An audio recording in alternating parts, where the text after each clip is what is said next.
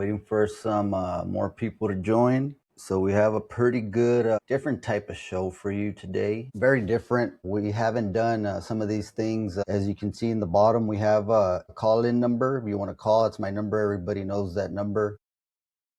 If you have any questions. So what we're doing today is that we're going to go through the Meet the Candidates night that the candidates from the county judge's position. There was a Meet the Candidates. I'm not sure who it was that actually hosted the event, but they had a event out in Quemado. They invited all the candidates that are running for county judge. So there was actually four candidates that attended out of the five that are actually running for the county judge's office. So what we're going to do is show you the video. We're waiting for a little bit of more people to come in. What we're going to do is show you guys the video, pause it, tell you if there's a truth about it, commentary based on what we are seeing. I know that some people, not everybody has seen the Meet the Candidates event that was hosted in Quemado, but we're going to have it for you. We're going to play it back. Hopefully all of our setup here accommodates that. And we'll let you guys know what we think. If we see something that's a little bit off, not truthful, or if there's something else that like maybe they're not mentioning, we're going to go ahead and let you guys know about that. We're waiting for a few people to get on as well before we start this video. Let me know in the comments if you can put a thumbs up if the sound is good before we get into this video. If you want, go ahead and put your candidate of choice in the comments. Who are you voting for? Who do you think is going to win? Any type of comment like that, please feel free. Again, if you have any questions that you want answered about the video or just in general about what is being said in this election cycle, there is my numbers up there. You can call in. We'll put you here on the speakerphone so people can hear the question being answered, and then we'll go ahead and forward that. So we're still waiting for more people to come on. One thing we want to tell y'all now, we have the Maverick Times podcast available on Apple Podcasts. They're also available on Spotify. So in addition to YouTube, X, Facebook, I know sometimes it's a little hard to find them through there. It's a little easier to find them on Apple Podcasts and Spotify. Of course, you probably won't get the video version of the podcast, but it's the sound version, and you can listen to what we say throughout each of the episodes. We do have just one uploaded at the time.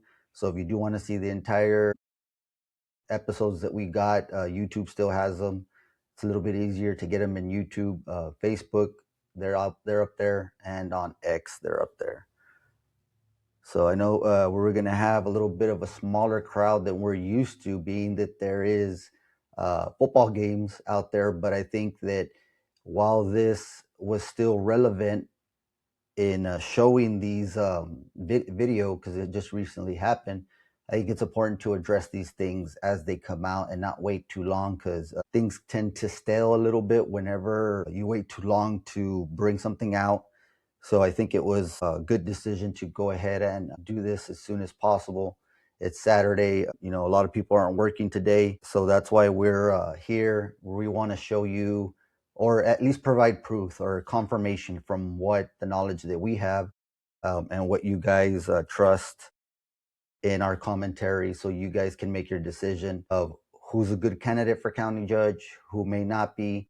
And if you did not catch the original Meet the Candidates event, we'll go ahead and show it to you right now, and again, provide commentary. So we have a good group scheduled. I'm sure we'll get a little bit more as we go, and then there'll be a bunch that'll watch this after it's done. Again, you can catch that on Spotify. You can catch it on Apple Podcast.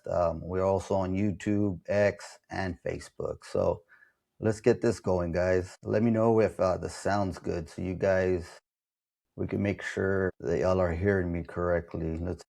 All right.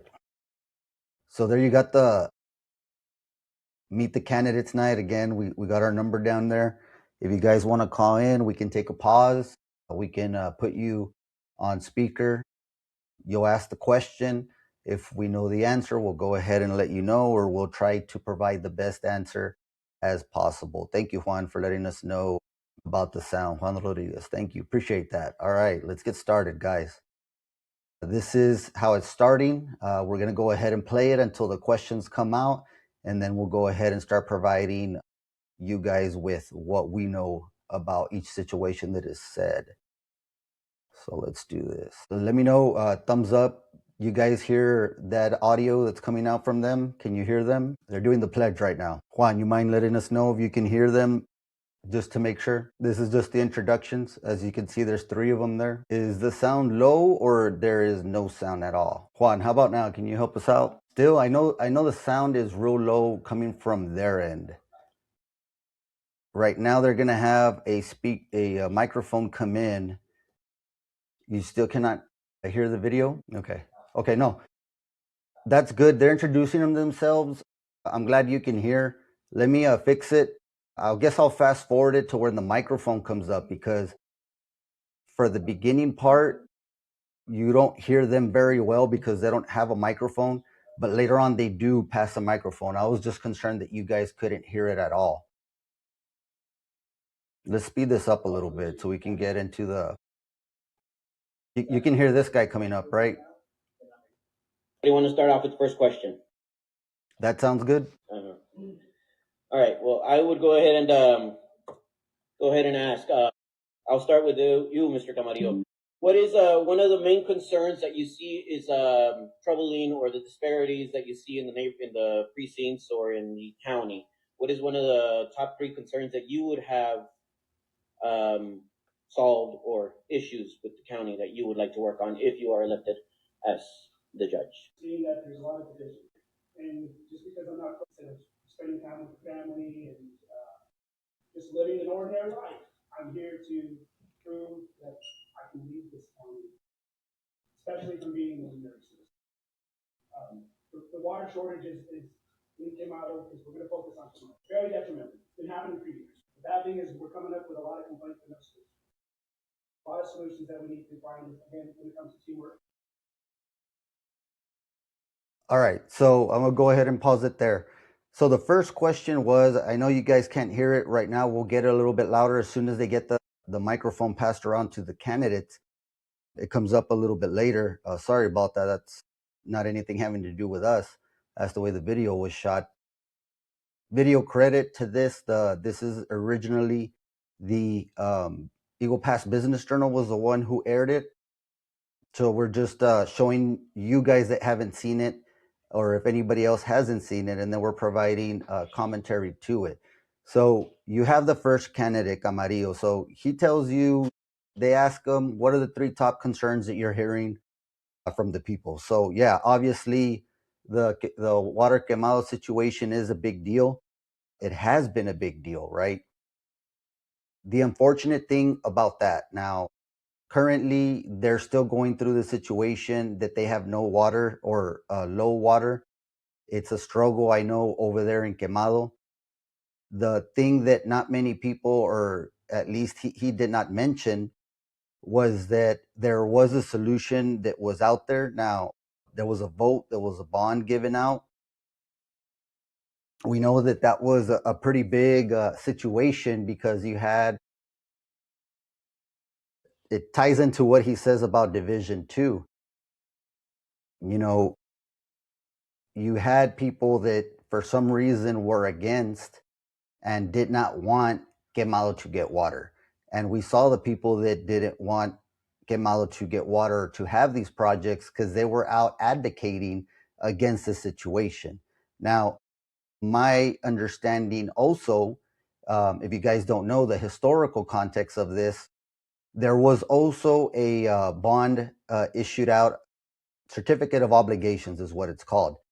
And the former county judge who is sitting down here at this table, David Salcedo, he actually went out for one right before he left office, right? Now, you did not see the same against now who is the county judge, Ramsey English Cantu, you didn't see that same pushback that he got while he was there. Now, let me tell you, for the projects that were going to be done, and this is from my experience and what I've done with past work, right? I've dealt with a lot of projects.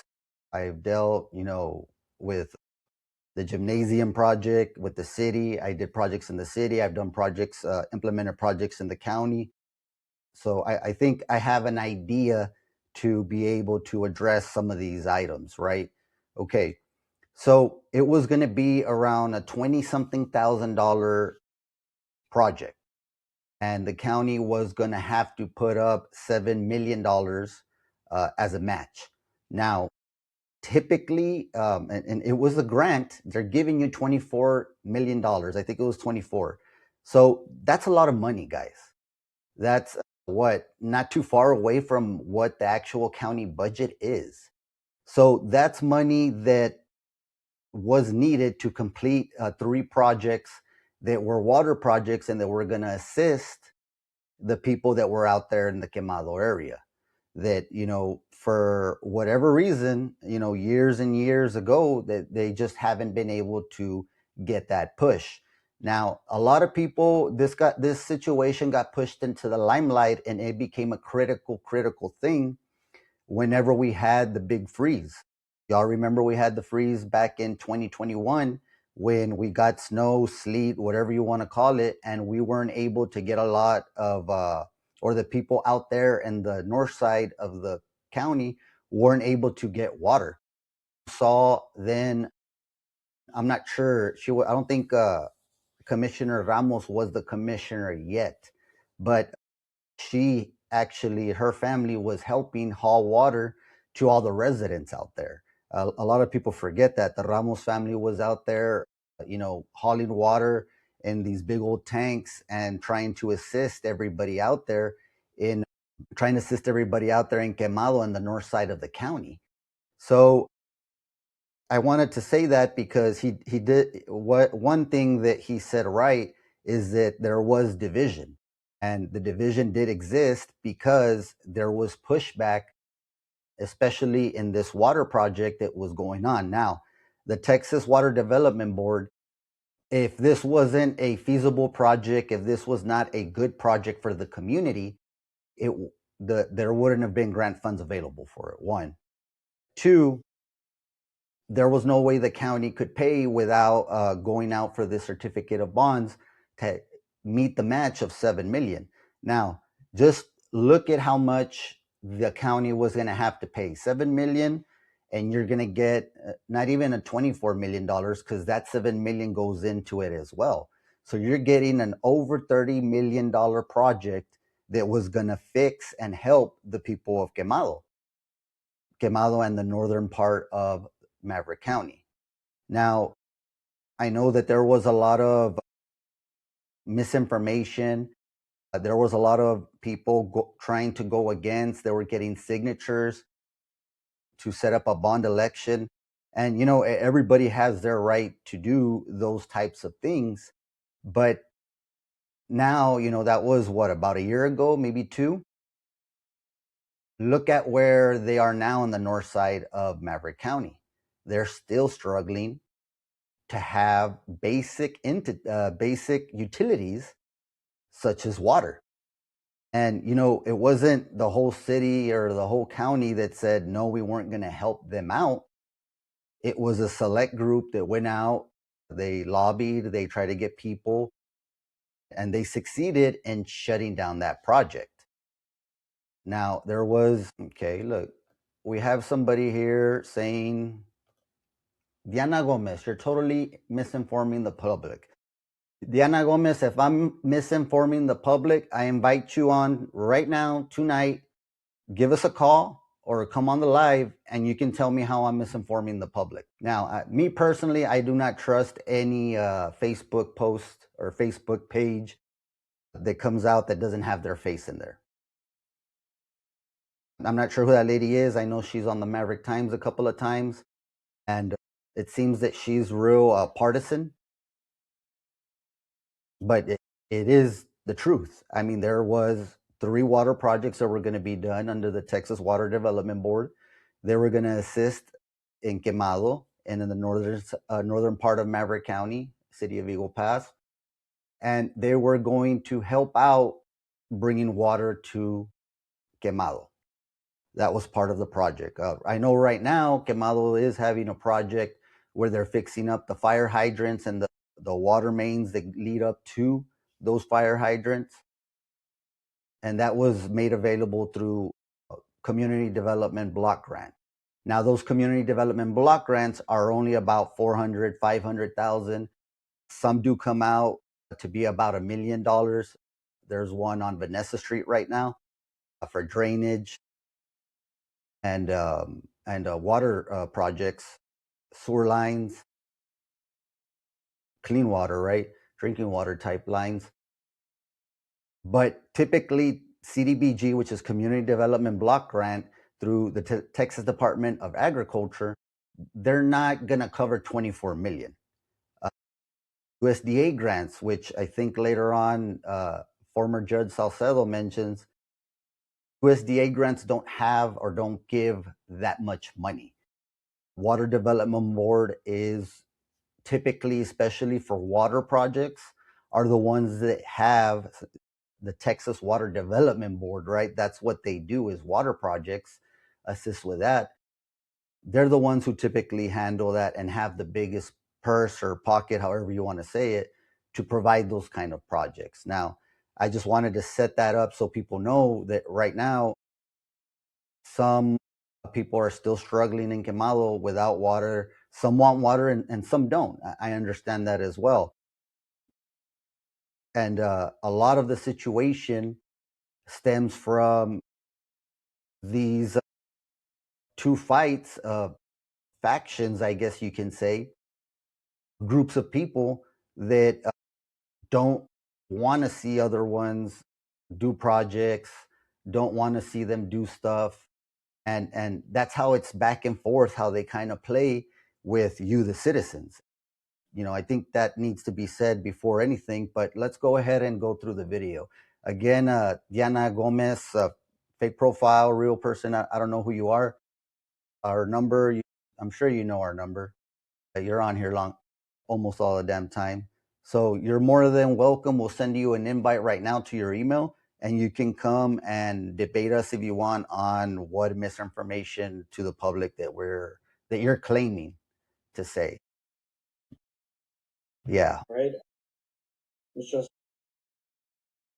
yeah, amongst precincts or as a countywide as well, as you'd like to touch on that.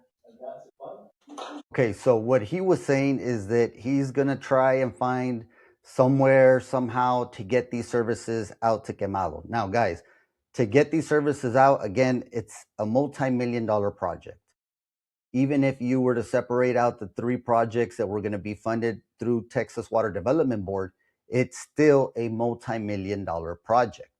Now, there isn't that many, and I can tell you because I am a person that has dealt with grants, years and years, over a decade, and especially in this area.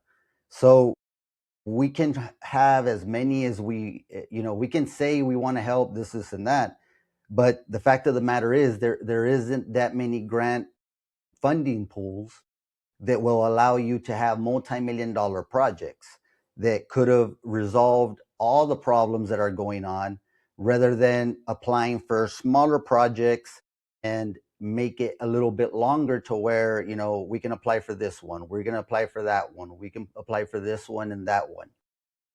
So that's the thing where it'll be more difficult if we apply if we apply slowly to take each and every project up. And sometimes grants, they want to know if all this project is together, separate, or are you going to do any other improvement afterwards. So that's the issue. Again, as a person that knows about grants, it's not like grants you can just pull them out of nowhere. No, you have to go look for them. 1, 2, you have to be able to find a project that will have, or a grant that will cover most of the project. There's a thing that's called match. You match funds locally with whatever grant funding, whether it's federal or state grants that are coming down over here. You have to give a match. So most of the time, or not most of the time, some of the time, what happens is that a project will cost more to complete than the actual grant itself and surpass whatever match it is that you have. So that's what I'm saying here. It's unfortunate that that situation happened the way it did, because you had people gathering from the city and all around. Those that voted no for it severely outweigh the number of people that are out there in Quemado that needed that service or that wanted that service. Again, I know not everybody was thrilled about it. They didn't want it. And there's some people that did. But still to this day, nothing has been able to be done because it's a big pool of money. I mean, you're talking about, it was over a $30 million project that was needed to improve that area and make sure they receive a basic service that, almost everywhere they have it, water, right? It's hard anywhere. Whenever you tell somebody about the situation that isn't from here locally, they'll tell you it's crazy to think that there's areas that do not have running water. So we have this Diana person over here using ChatGPT to be able to write. That's cool, I guess, right? Let's see what she says, because it's all fair. We gotta hold on real quick. Let's see. So for over 2 decades, the town site of Quemado has had water. The town site, okay. The application submitted to the Water Development Board have maps that show water was not going where it was needed, and that still applies right now. That's how you know that it's ChatGPT with that little dash there. Anyways, the people whose wells have gone dry are not covered by the new application to the Water Development Board. What new application? You're talking about the application that was done that was voted against? Because you said new application. Can you clarify that? Can you ask your ChatGPT again? There you go. The county was going to illegally use one grant to pay the income match. It's not income match. To the other. We have copies of the grant. We also have all the records related to what happened. No, Isaac, let's put this in writing here right now. Did you use ChatGPT for that one? Anyways, that's what I'm saying. I don't know what she's talking about as far as that the county was going to illegally use one grant to pay the income match. I'm not sure what she means by income match, but the way that is established, the Texas Water Development Board, they have whatever they're going to give you as a grant, right? That's grant funding. Now they do require you to have a match. That was that $7 million that was going to be the match. I don't think that you can illegally do. See, the county was going to illegally use one grant to pay the income match to the other. That there would be impossible, because I can tell you personally, as I've worked in these grants, you have people that monitor these grants. They ask you, where does the match come from? You have to, even when you apply for these grants, you have to put, where is your source, or what are you using as your source of match? So typically you'll use your general fund. You'll use, if it's a law enforcement type of grant, then you get you're using the sheriff's budget to match, things like that. Look, it's not ChatGPT. That's ChatGPT with those dashes. You may want to delete those dashes, and anybody that is at least half 50% technically savvy knows that when you see those dashes, you didn't type that dash. That was ChatGPT. Who is trying to misinform the community now? Diana Gomez. Come on. That's ChatGPT. Anyways, this is a real me, a taxpayer from Quemado. That's ChatGPT you're using. There are two new applications submitted to the Texas Water Development Board, the one that's going to cover Layman Ranch and supposedly part of the north of Quemado, but there were no details published, so definitely have questions. Yeah.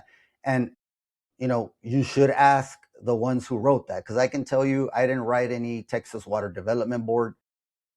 That I didn't do. So you can go ahead and ask that. I can't tell you what are particulars about that because I have not seen any of those. What I was specifically talking about is what was voted on a couple of years ago, year and a half ago, where Quemado had certain projects that were going to be done, but they weren't able to get it done because there was a bond vote and there was a specific group that were pushing against it. Now, again, just like you said, there's certain places that don't get water, right? So they don't get water. They still want water, I'm assuming, because why would the county be applying if they didn't? So that's the whole thing about it. I don't know about the new ones. If I did, I would comment on it. Again, I'm not a part of those. I can't comment on something that I'm not aware of. And I think that that would be a disservice to everybody. But no, Isaac, this is not ChatGPT. It's ChatGPT. Anybody that knows ChatGPT or has seen those dashes, maybe not this last one, but these dashes on there, nobody writes those dashes when they're typing, guys. Come on. Who are you trying to kid? Who are you trying to misinform?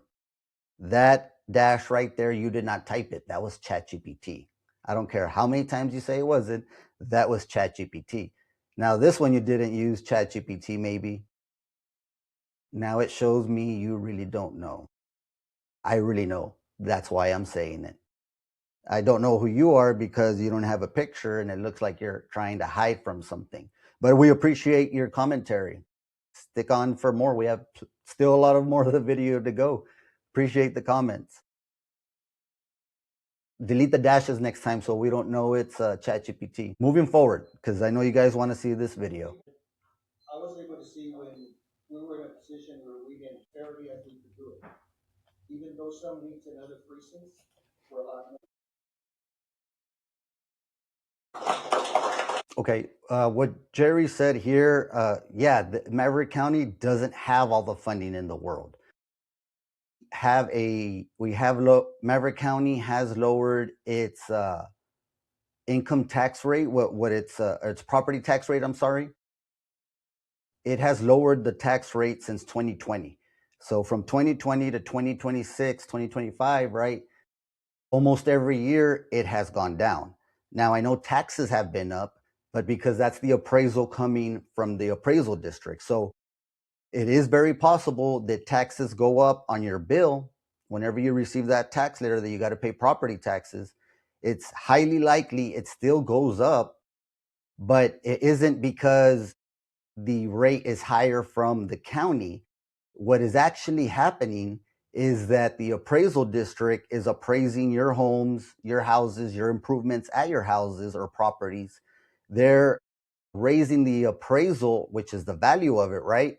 The value is higher. So even if you lower the tax rate, which the county has since 2020, it still looks like or may look like that your tax bill is going higher. So that's the situation there.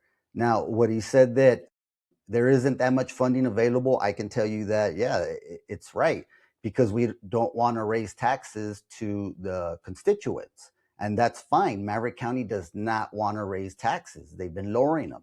The only thing that I will say on that is that that is the reason why it's important to be going out for grant funds, because you leverage the little bit you do have to get a little bit more, and then being able to do these infrastructure projects, these public safety projects that are much needed in our community, and other projects such as park improvements. The thing that we're or the Maverick County is currently doing is improving their whole court system that they never even had before. There wasn't even a county judge prior to this administration, and I'm not defending anybody, I'm just telling you the facts, that there was no money being recouped for people that got tickets, that people did misdemeanors. You know, there was one thing that was said back in the day when we interviewed some of the attorneys, prosecutors, that they said you could get a DWI and nothing would happen because there wasn't a judge having county court to be able to do that. So that's one of the things that grants are very important. They're critical, especially for a community, a county like Maverick County that does not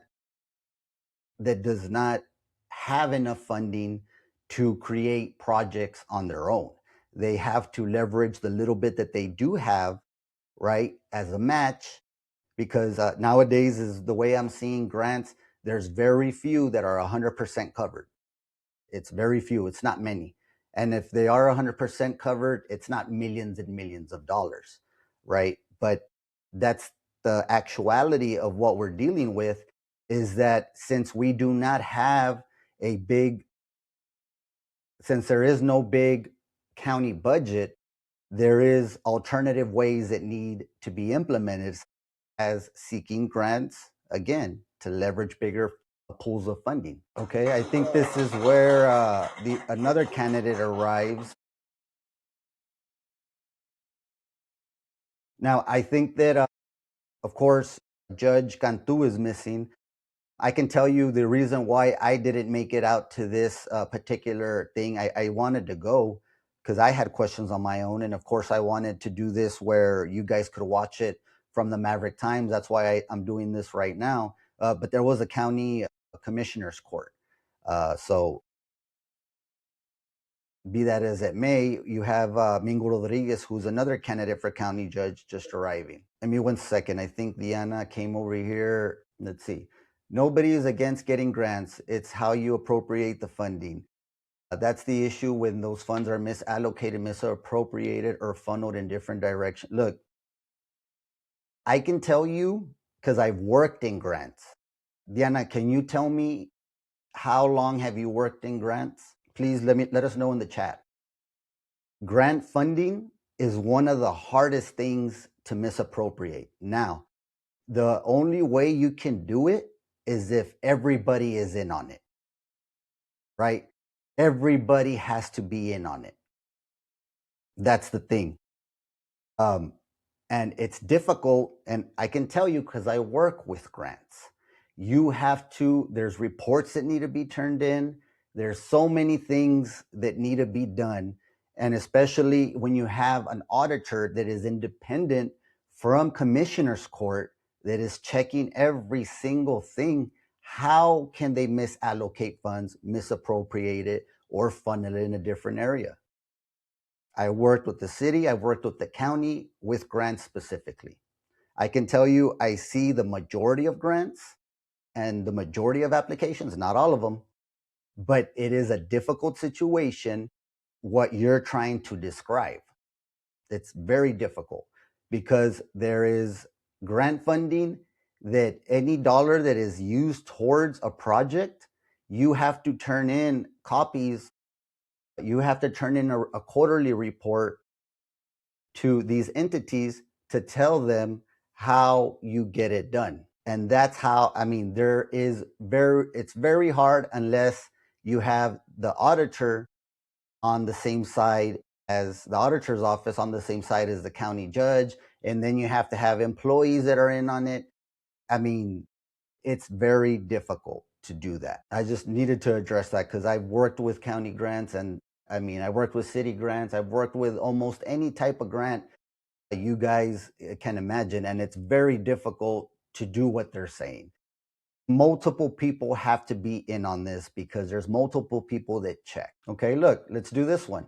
Since this person is so adamant, what happened with the funding for the Rio Grande that was supposed to fix the water hydrants? They just hired the contractor on that one from public records. If you were going to check commissioner's court, you would see that they just hired the contractor to implement that grant. See, and that's the thing that I need. Thank you for being the example, is that this is exactly what happens, is that there's people that are misinformed, that do not take the time to go and check what they're saying. That grant is currently, yes, it's administered by Middle Rio Grande. That grant they just hired the contractor to implement that grant. It's coming. Grants take time.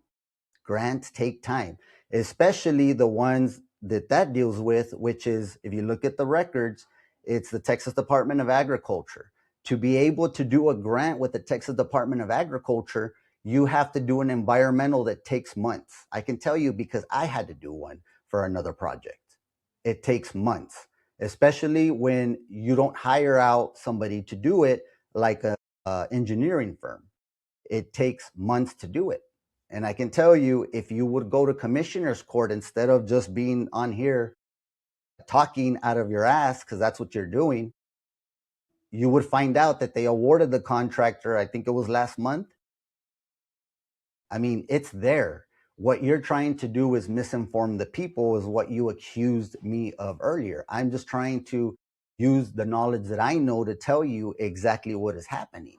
Now, you're just throwing things out like if things are not getting done. I can tell you they're getting done. If you would go to commissioner's court, you would find that out on your own. Let's see, federal grants with the school district. Those are the same, but let me tell you, did you do the finance operations on that? Did you do drawdowns or did you implement? Can you please elaborate a little bit more?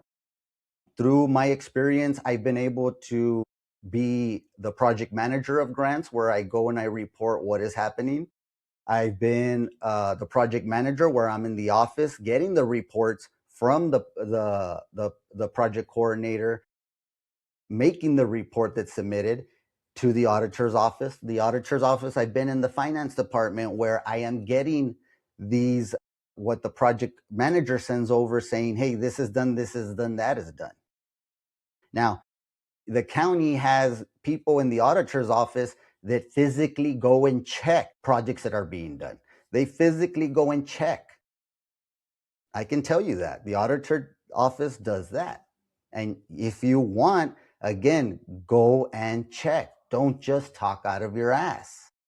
You would have to go and check and find out. I mean, and then from there, it's not even the auditor's office that has the final say so, because the auditor office has to send it over to the state. The state has their own auditing department as well. I'm not saying it's not possible to get some of this done. I'm saying right now it's very hard to do it, and it would take everybody being in on it. And I can tell you for a fact, everybody knows this because it's out there publicly. The auditing office is very, very independent from what commissioner's court is. It's very independent. So I would appreciate, like, I don't mind you commenting, but at least throw out something that you've researched. Because if you don't even know what happened to the grant funds and with the sorry, little parts here, with the fire hydrants, I'm coming to the conclusion you don't know that much about what is actually going on. There's a trip to commissioner's court, read the agendas. It's all there. The agendas are online. I mean, you would have to actually research. Right now, all you're doing is misinforming. Again, Texas Department of Agriculture, they have different steps. There are 2-year grants, and they each have milestones that you need to do. That the reason why you see the project sign before is because it's a milestone before the contract is actually awarded. It's the same thing with the El Indio hydro pneumatic lift that they're doing in El Indio. You'll see a sign there, and there's a contractor on board, but construction hasn't happened because there is phases that happens. There's phases that happen. And again, yes, education grants, they're similar, as in you get funding and you implement funding. But when it comes to construction grants, they're different than what you're describing. So that just tells me you don't understand the process of what's going on. Texas Department of Agriculture has a very specific process that you have to get certified, take a test, you have to get certified to be able to implement those projects as as a certified employee or certified in TDA. I myself have had to take that test. It's a 100-question test that if you don't pass it with 85 or above, they withdraw your name for 1 month and nobody gets to run that project until you pass it after a month. I passed it on the first time I took it. That's something you probably did not know because TDA does not offer those types of construction grants to the school. Again, you do not understand what is happening. You are continuing to misinform the public. Were you making sure construction's happening in the engineer meetings to go over specs, go over the line items budget by budget? You're comparing apples to oranges. And that's something you've always can do. I mean, we had that gentleman that's running for county judge. He did a FOIA report and requested all my grants and they were released to him. I'm very proud of him. If you want to request them too, you can. But we've been very successful in receiving grants to the amount of almost 5 million. But I mean, I know there's something about transparency there, but you know, as far as the grants goes, we have been very transparent because that is what we're obligated to do through the grants. Because of those grants, we have to present them out there in commissioner's court. So, I mean, that's anything that I touch is always done there. I haven't seen anything wrong, or else I would be absolutely saying something. But I mean, you can do FOIA grants. I mean, Mr. Camarillo spent $90 on a FOIA grant. Did he ever do anything about it? I mean, not a FOIA grant, with a FOIA to request grants, and you know, we never heard anything else about it. I'm good at what I do. I have continued to show that, and I can answer any questions having to do with what I deal with. Anyways, let's move forward. We're missing the subject and the topic here. You guys, let's see here. Misinformation's a hell of a thing to do, but let's continue.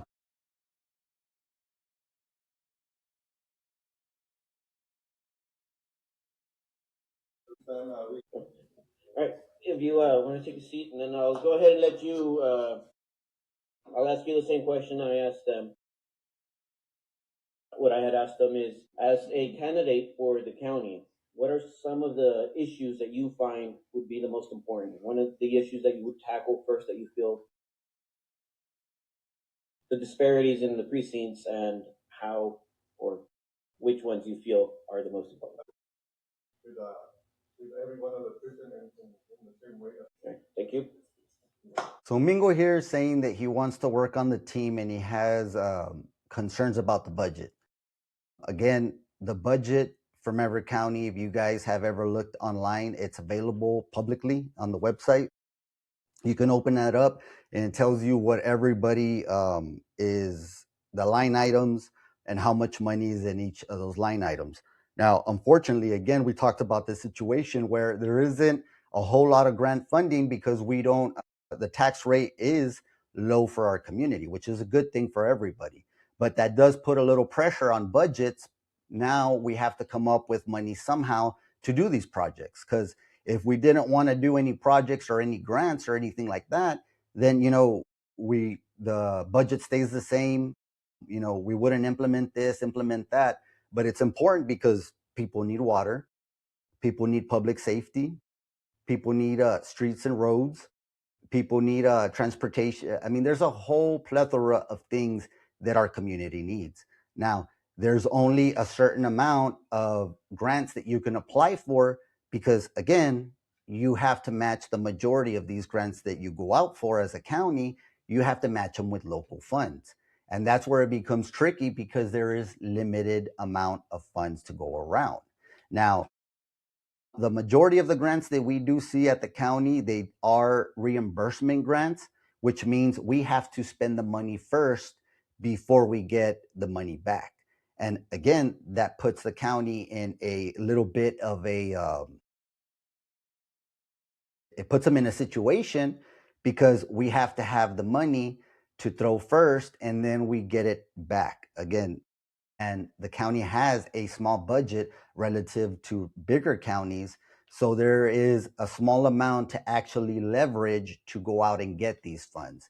I think that through a lot of different shuffling, the commissioner's court and the auditor's office has done a fairly decent job in being able to accomplish these things since I've been a part of the team. And it's important to say, you just can't get everything that you want in a year, and sometimes you don't get funded, but you go right back again the next year and attempt to do either get the project to score higher, that way we can get the fundings, or if there isn't enough to match these funds, then you would have to wait until you can get these funds right available. I think this person threw out another one. All agencies, of course, have different standards because they are different fields. Yeah, that's why I'm trying to detail you and explain to you how a construction grant with TDA is very different than many other grants because of the environmental that's involved, and there's certain steps such as putting that sign. When they put that sign out there that you're saying that you've seen since a long time ago, you have to actually put the sign, take a picture, and send it to the state. And that's one of the things that you have to, a milestone that you have to complete. That's what I'm trying to tell you. um, let's see, that's how we know or knew that's how we knew how to get copies of the applications. You also don't know about all grants. I would say the majority, if it has to do with local government entities such as the city, such as the county, I know a lot about those grants. I don't know about school grants, I'll be honest with you, but it shouldn't take too much to catch on if you've done grants before, because school grants are majority, they're not really construction grants. The majority are like personnel grants, and those are handled by finance departments most of the time. Again, grants in the concept of what's a grant, you get funding, you put a match, you have to implement that funding, however it may be, either a purchase, personnel, an improvement, and then you recoup your money back when you get reimbursed. I know a lot about grants. I don't always belittle people. If you feel like you're being belittled, that's your emotional reaction to it. What I'm trying to tell you is that what you're accusing me of misinforming people, you're actually doing because you are not well informed of the projects that are happening. All of the hydro, the water, let's see, the water hydrants, you weren't sure, you're asking where the money is. I'm telling you where it's at. That's not belittling, that's informing you of what's happening. And I'm telling you, just because you're throwing stuff out like that, you're confusing people. Again, I've worked in grants for well over 10 years. I've gotten pretty good at it. So that's why I'm telling you what the difference between the school district maybe and a county and a city. They're two different types of projects. Sometimes you never have people happy. Belittling. That's an emotion. Emotions are not facts. Moving forward.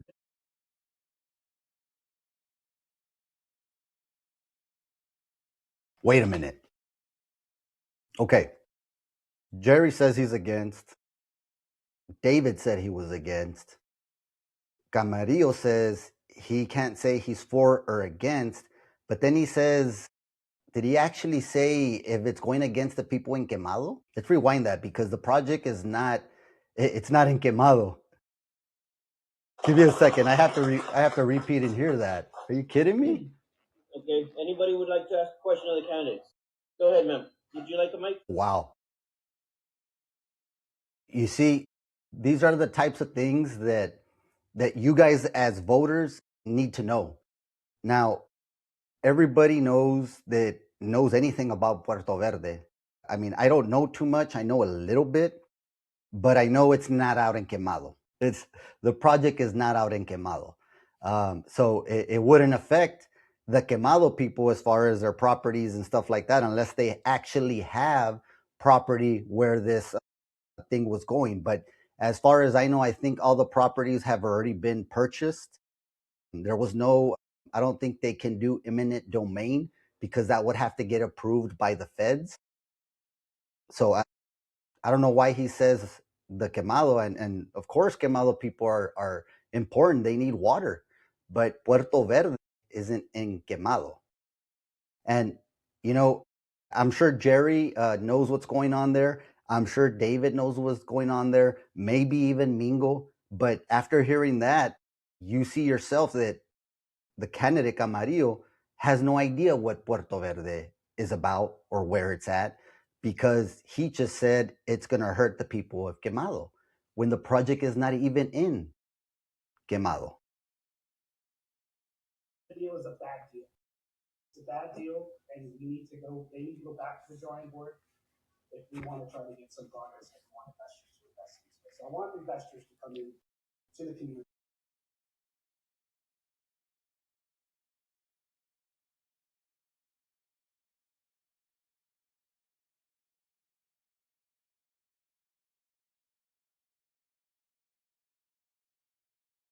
Because that's what he just said.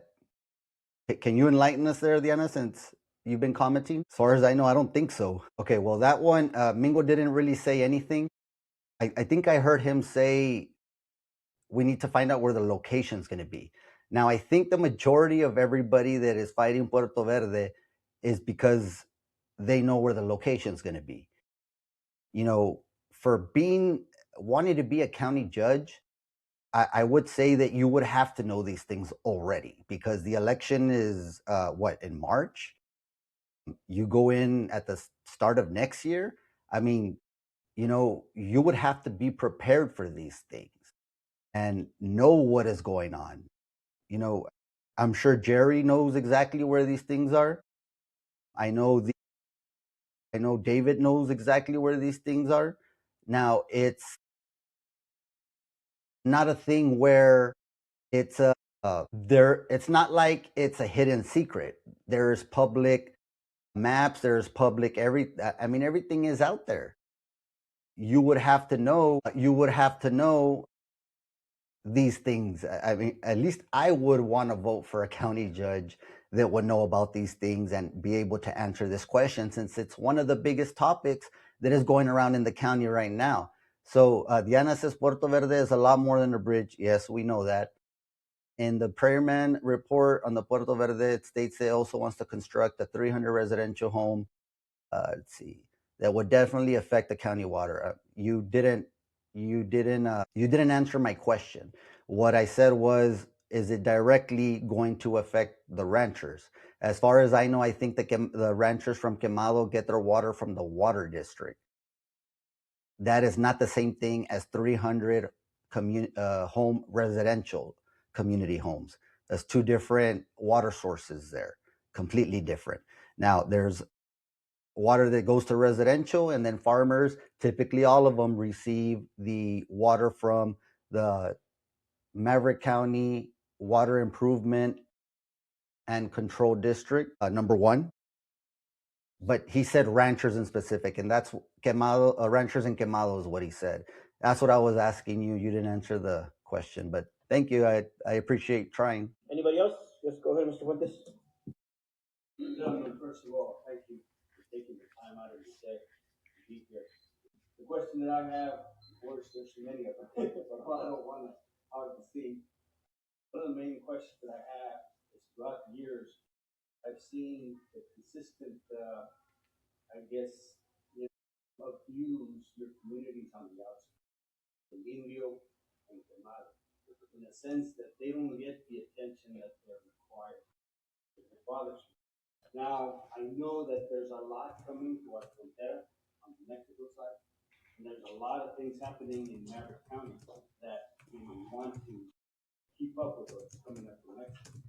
But what's happening on the U.S. side is this force the playing for it. We need to decide what we're going to do with Indio and so I want to ask. We got a comment from Jeanette Baca. You can't listen very well. Just disconnect. Yes, because we listen to people like you. How do you have access to this if you're not there? Whose media video footage did you steal it from? Just like I type right now, so you know, there's a little thing called the Fair Use Act. Go ahead and Google it, and so you want to be typing stuff. Go ahead and Google it and find out exactly why I could use this after I gave the credit to the Eagle Pass Business Journal at the beginning. And this is their video. Again, Fair Use Act. Did you listen to that? Thank you, Jeanette Baca. It only takes a little while to be educated, folks. All the necessary things that they need. I've been to Lindy, I met with the people from Lindy. That's the biggest concern. I've been to Quemado and I've met with the people in Quemado, and that's the biggest concern.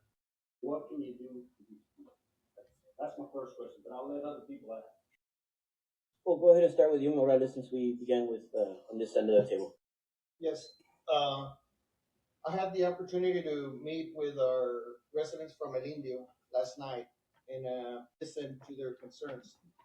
And I think the most important issue that we currently have and that we need to look at is that our residents in El Indio and in Quemado, they need to be taken into account with the rest of Maverick County, not be left out because they just live on the outskirts. The services that are needed in El Indio, it's sad that as a sitting member for 12 years, they've gone through 4 commissioners, and basic services like a street light, like a speed hump, like a community park, like having meals delivered to the elderly are still needed out there. And I think importantly on that is that we need to bring both communities. I understand Quemado is very outreach and they're very vocal about this, but we're reaching out to El Indio, and I think every corner, every area in Maverick County needs to be the same. And if they're not asking for help, as a sitting judge, we need to go help them. Just because they don't ask for help, that doesn't mean we're not going to help them. We're going to reach out to them and we're going to help them as best as we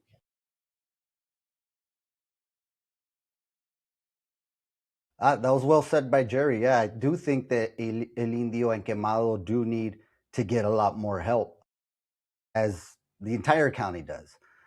One of the things that was not mentioned was that El Indio is getting a hydropneumatic water pump up there. Again, Texas Department of Agriculture funds that project. They already have the engineers working. They already have the contractors working.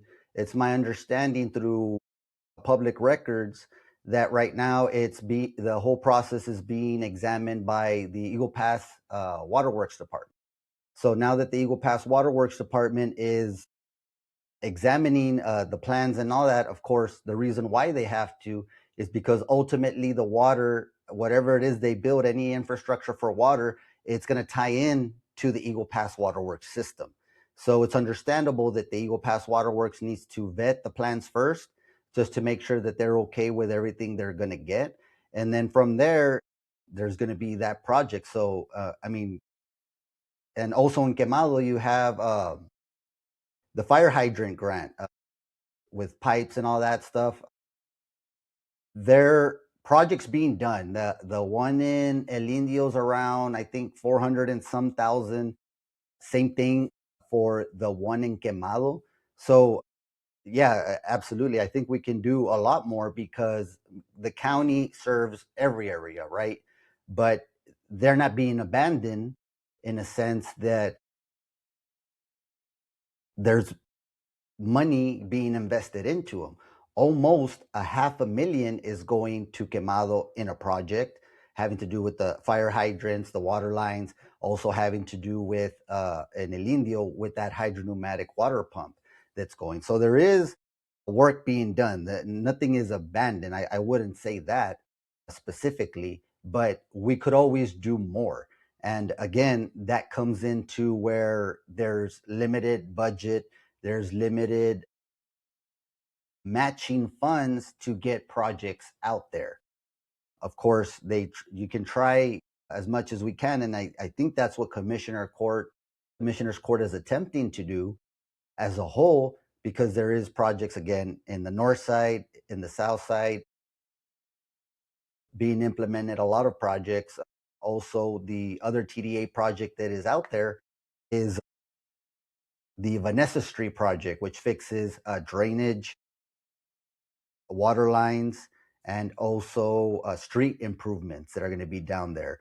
It's my understanding that that area has frequent floods, and with this project that is going to be implemented there at Vanessa Street, they are going to alleviate several homes in the area that get flooded into. So there is projects going out to those areas that are much needed. Again, whenever you apply for these for certain projects, not all of them, but such as TDA, there has to be a benefit cost analysis. So how many people are going to get service for this project?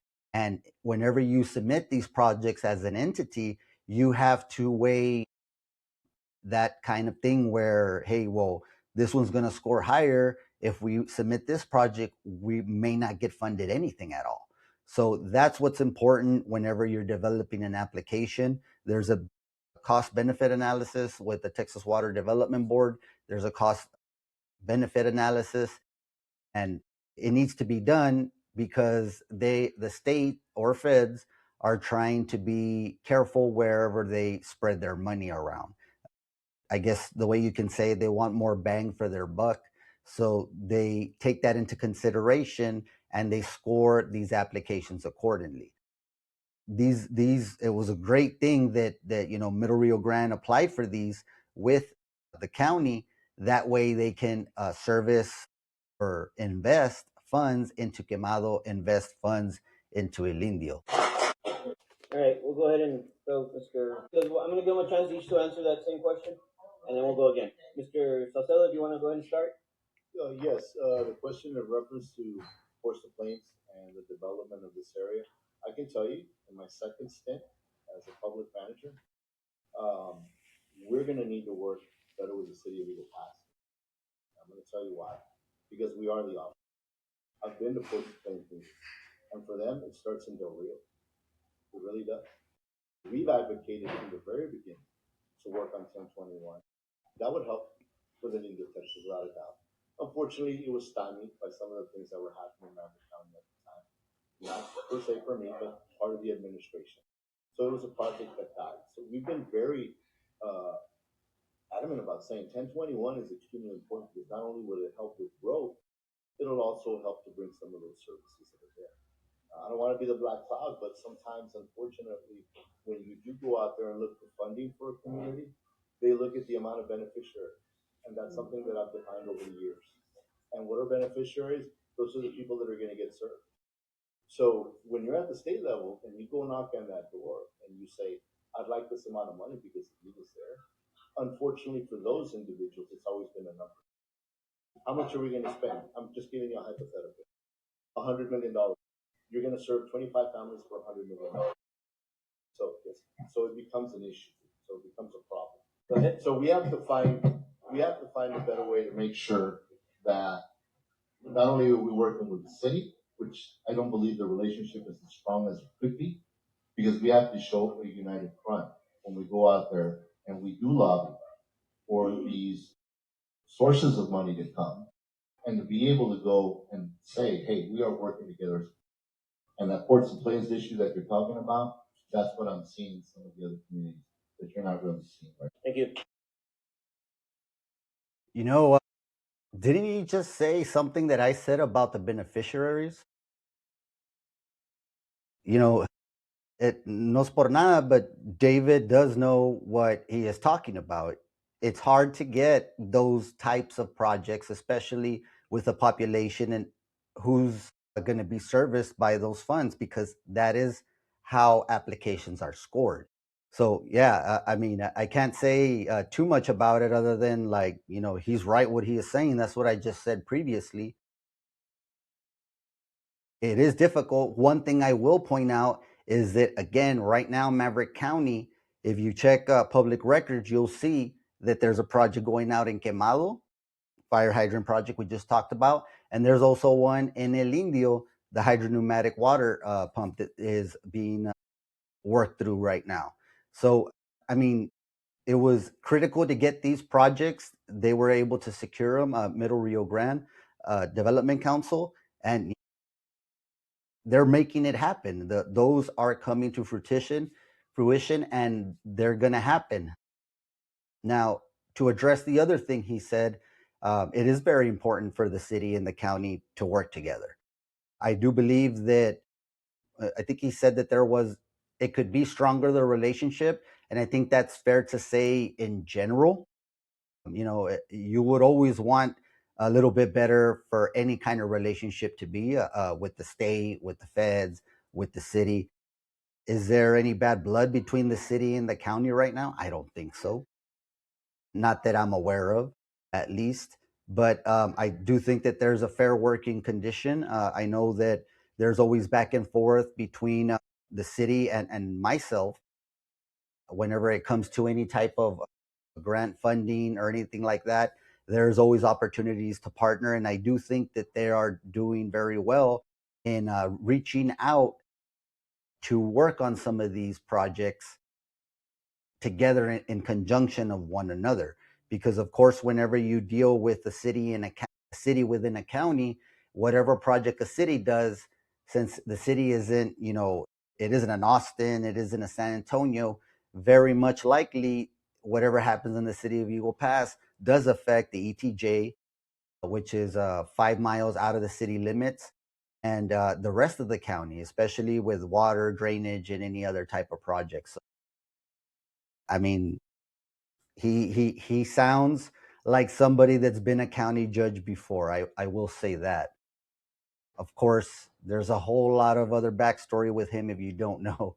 Uh, and we'll get to that a little bit later. Let's get more on this video done. Yes. I'm understanding that some of the questions that are being asked, a lot of people are not aware of what the question is about. I have a feeling that a lot of people don't know what flight is. Highway 27, the corridor coming in, all that, and it's being asked, and it's being discussed and answered, but it's like, what is that? That's a good point. We'll try and get more detailed, or I'll add on to them as they go. Go ahead, Mr. Yeah. Thank you. Good point. I think that a lot of residents, you guys are worried about, paying bills, taking care of kids, your everyday lives, that sometimes you guys are not up to speed with a lot of the things that happen, as well as elected officials, as well as the employees that work for these public entities that these elected officials run. And yeah, that's a good point. Maybe somebody might not know what's going on, but I think that it's important to detail as much as you can. Now, they're not going to learn everything right now. It's too hard. It's too much information, but that was a very good point by Miss Queta. Can't pretend to know what all that is. That we have to get that information out to the people who don't understand it, like me. We have to be transparent. We have to speak in a language. You can see Jerry laughing because the community can like, what is he saying, right? We have to be completely transparent. We have to get together with our commissioners. Teamwork. I think that issue is because it is so complex, is that the current administration can't explain it to you guys. So we need to put together a team. We need to get educated as leaders to be able to solve this problem. To be able to say, hey, this is what we know about it. This is what you need to know. We can't go off of technical terms that everybody can understand. So we need to make that effort. We need to make the effort to learn. We need to get in contact with our legislators, our lawmakers, and we need to get educated on this as leaders. And it's okay as leaders to say we don't know. We can tell you that I don't know the answer, but I'm going to get it for you. I'm going to get that answer for you, and we're going to make sure that this entire community knows with the help and support of the entire Commissioners Court, because Commissioners Court is one entity. There's no one above the other. We make legislative decisions as a team. And we can't do that when we're divided. We can't do that with all these distractions, with fighting with one another. We have to come together. Recommending that we meet with the commissioners. That'll be one of the main points. That's the only way we need to with the people and do the best for every citizen, that we gotta work together as a team. Thank you. I believe you had a question, if you'd like to go ahead. It sounds, Jerry and David sound a lot like they know what they're talking about. I'll say that. But it seems to me that Mr. Rodriguez, Camarillo, I think that they're struggling a little bit to. It's not that they're struggling. Well, Mingo's struggling a little bit to talk. Mario can talk, but the thing with him is that he is not informed about what is going on. Now, if you're not informed, I mean, you can bullshit, but that's not what this is about, right? It seems like Jerry and David, you know what, they have done a little bit of research at least. They're able to speak about specific subjects. And I think that that's what people really want whenever you come into these types of meet the candidates, a meet and greet, or whatever you want to call it. But I think that Camarillo and Mingo Rodriguez here, I think they're struggling a little bit to be able to give out a specific example the way Jerry and David did there.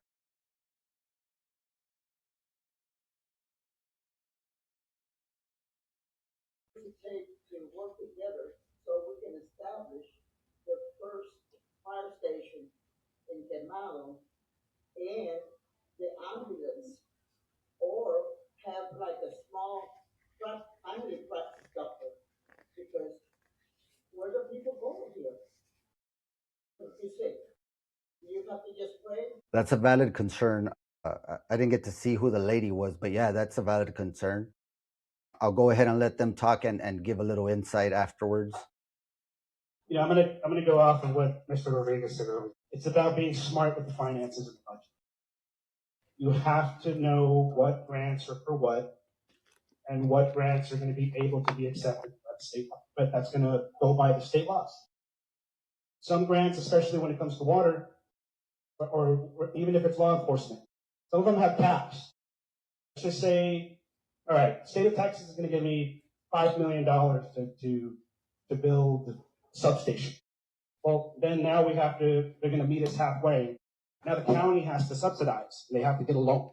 And unfortunately, because there's so much individual entities out here, like residentials and ranchers, you have to be able to qualify as an entire community. Not saying that Quemado and El Indio doesn't qualify.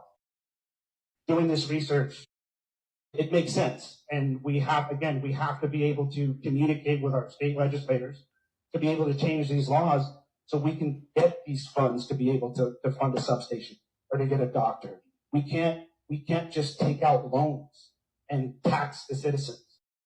So as a team, again, I'm always going to bring this up. As a team, we have to figure this out. We have to be able to maximize grants as much as possible from the state to be able to get this done. We can't tell you guys what you want to hear. And if we can't get it, we have to let you guys know, hey, we can't get this for you, but we're going to find other sources and other revenues to do it without straining the taxpayers, not only in Quemado, not only in Indio, the entire community. That's what that $7.2 million was all about. It was a huge loan that the taxpayers of Maverick County was going to pay out. And again, being smart, working with our county auditors, making sure that the budget, we're working on this budget smart and we're diverting the funds where it's supposed to be, especially when it comes to putting law enforcement, getting the fast response that you guys need. Thank you.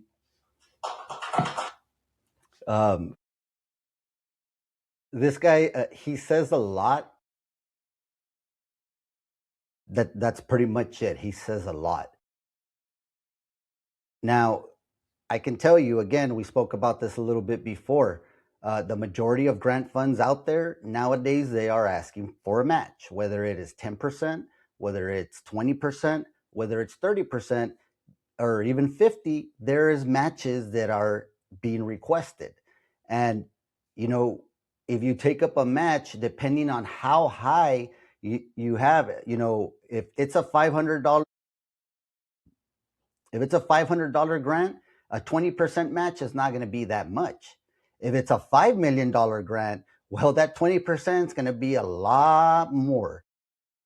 That's the thing, is that, he is not aware of what he's talking about. He is saying, jump to this, jump to that. The original question was, why don't we have an ambulance? Why don't we have a fire station? Which, yeah, that is a valid concern. I agree with her.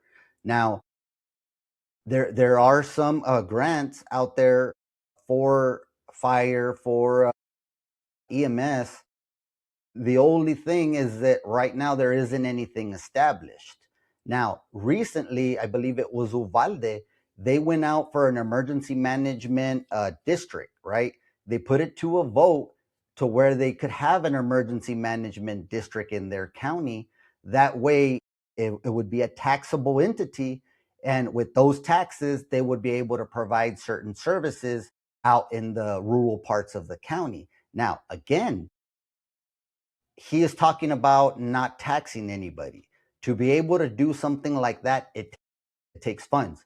A fire truck, I can tell you, back when I got the fire truck for the city of Eagle Pass, a Sutphen, that cost nearly $500,000. And you're talking about 2018, 2019, a good couple of years back. But the vehicles, one fire truck cost almost $500,000. I could only imagine that they're closer to $1 million now.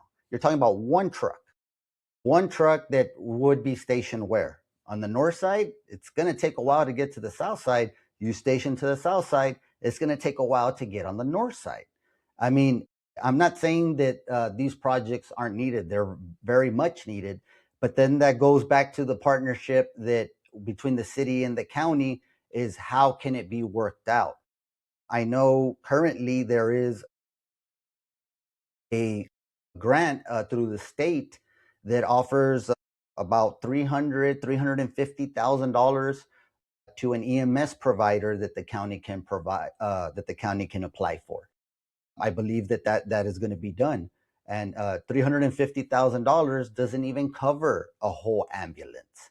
So you can see that emergency services they're not cheap.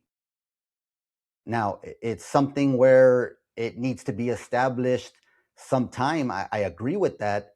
But to go out and say we need to avoid taxes, I mean, I don't know if you can, if you want to have certain types of emergency management out in the county. Again, Uvalde attempted this, the county, to get an EMS district, but with that, it was kind of, I mean, it was voted no, it was dropped, right? I can see from possibly being a public employee that it would benefit, but again, it would cost the people. You want to avoid taxes, but it's going to be difficult to get these types of projects. That's just the nature of stuff. Everything is very expensive nowadays, so it's difficult to do it. Now, there is other sources. You can apply for this, apply for that. Now, it'll be a small process, but it is very doable. And I think that for what's costing us in the city, right?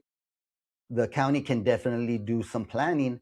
Now, I will say that the county, again, through public records, through commissioner's court records, you can see that they are attempting to do something and have a substation. Now, you got to kind of see what is able to be done at the time.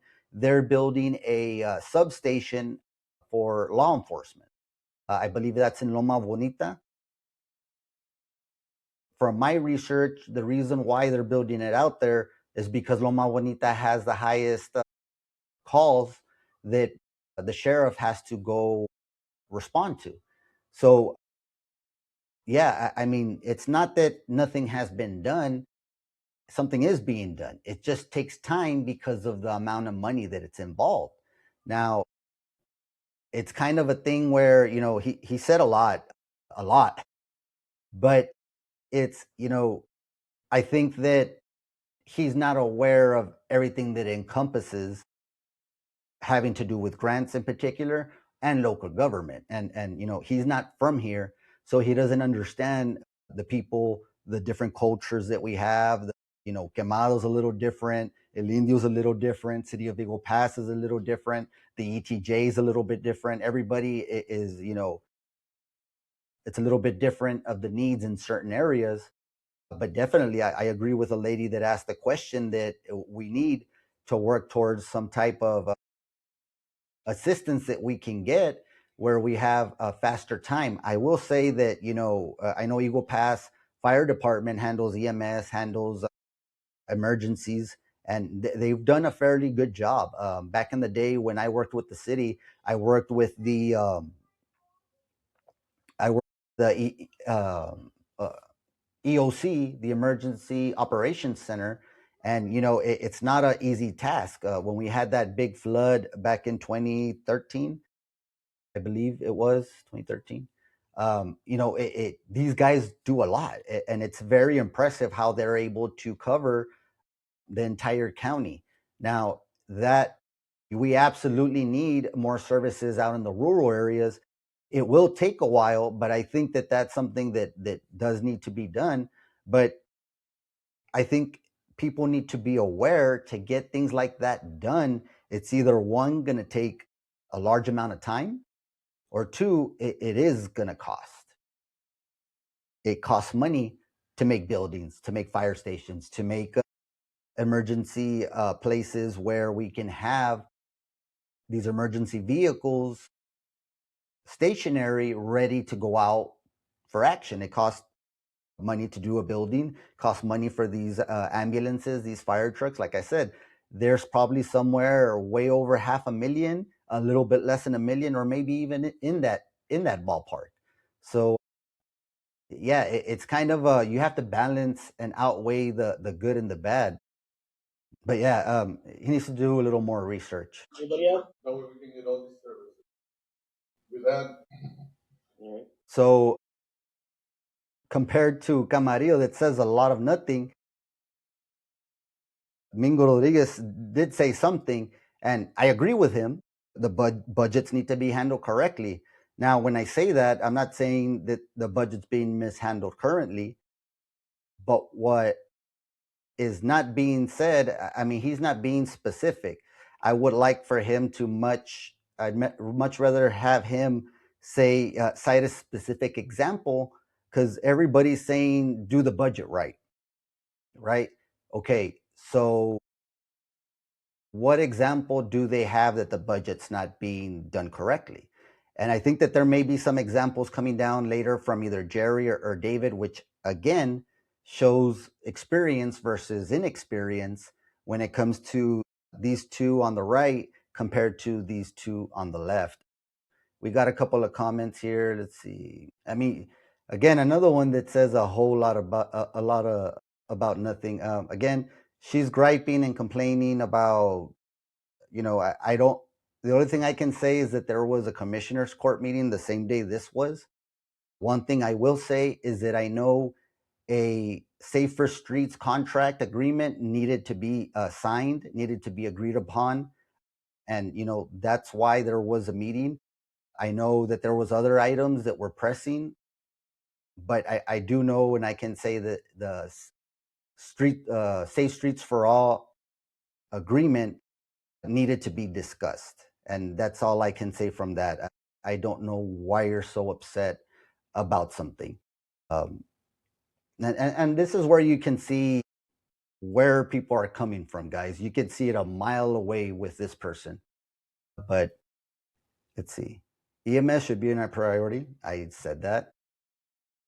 Should be further up, 550,000 vehicles for staff. I don't think you can compare a $50,000 vehicle with one that is about 700,000. $1,000 vehicle won't hurt a budget and may fill a need. I don't know. I can't tell you what decisions were made if they weren't made by me, because I mean, I'm limited in my what I do. But I can tell you that it's a lot easier to afford a $1,000 vehicle than it is a $700,000 vehicle. It's kind of funny how this person's always turning around everything that I say, but I mean, it's good. You're helping out with the content. I doubt that. Moving forward. I think Mr. Camarillo mentioned the amount of money that we were looking at that wasn't approved actually. But what's irksome to me is that you just said it yourself. We need to go out there and find these organizations. Now, I'm sorry, sometimes I may sound like I'm trying to speak above. I'm not. These are just organizations that I've dealt with over the years in our experience. I don't know why they didn't use USDA. USDA is a 90-10 split. It's a 90-10 split. What does that mean? That means that we as taxpayers have to put 10% of the money up on the case. if they're going to give you 90% to do a project. That's what we use for the expansion at the radar base. You've got to have the expansion before you can get the services here. When they sold this project to you, they sold it to you on a 70-30 Texas Water Development Board split. I never understood why they did that. When we had a great relationship with USDA, they wanted to work with Maverick County. We were proven already. That didn't happen overnight, guys. That took a long time to get us where we need. When the projects on the water finally started coming to Quemado, it came because you all wanted, not because you were forced. Very good point that you brought up, ma'am, about the fact that why are we getting money for parks and why are we getting money for this? But where are the basics? I'm sorry because that's the format. I'll tell you, I lived through that. My predecessor, when I became a commissioner, forced a library in this area when nobody was asking for a library. They were asking for streets. And you know when that happens? When the commissioner is allowing the contractor and the engineer to tell them what to do, instead of the commissioner telling the engineer, this is what we want.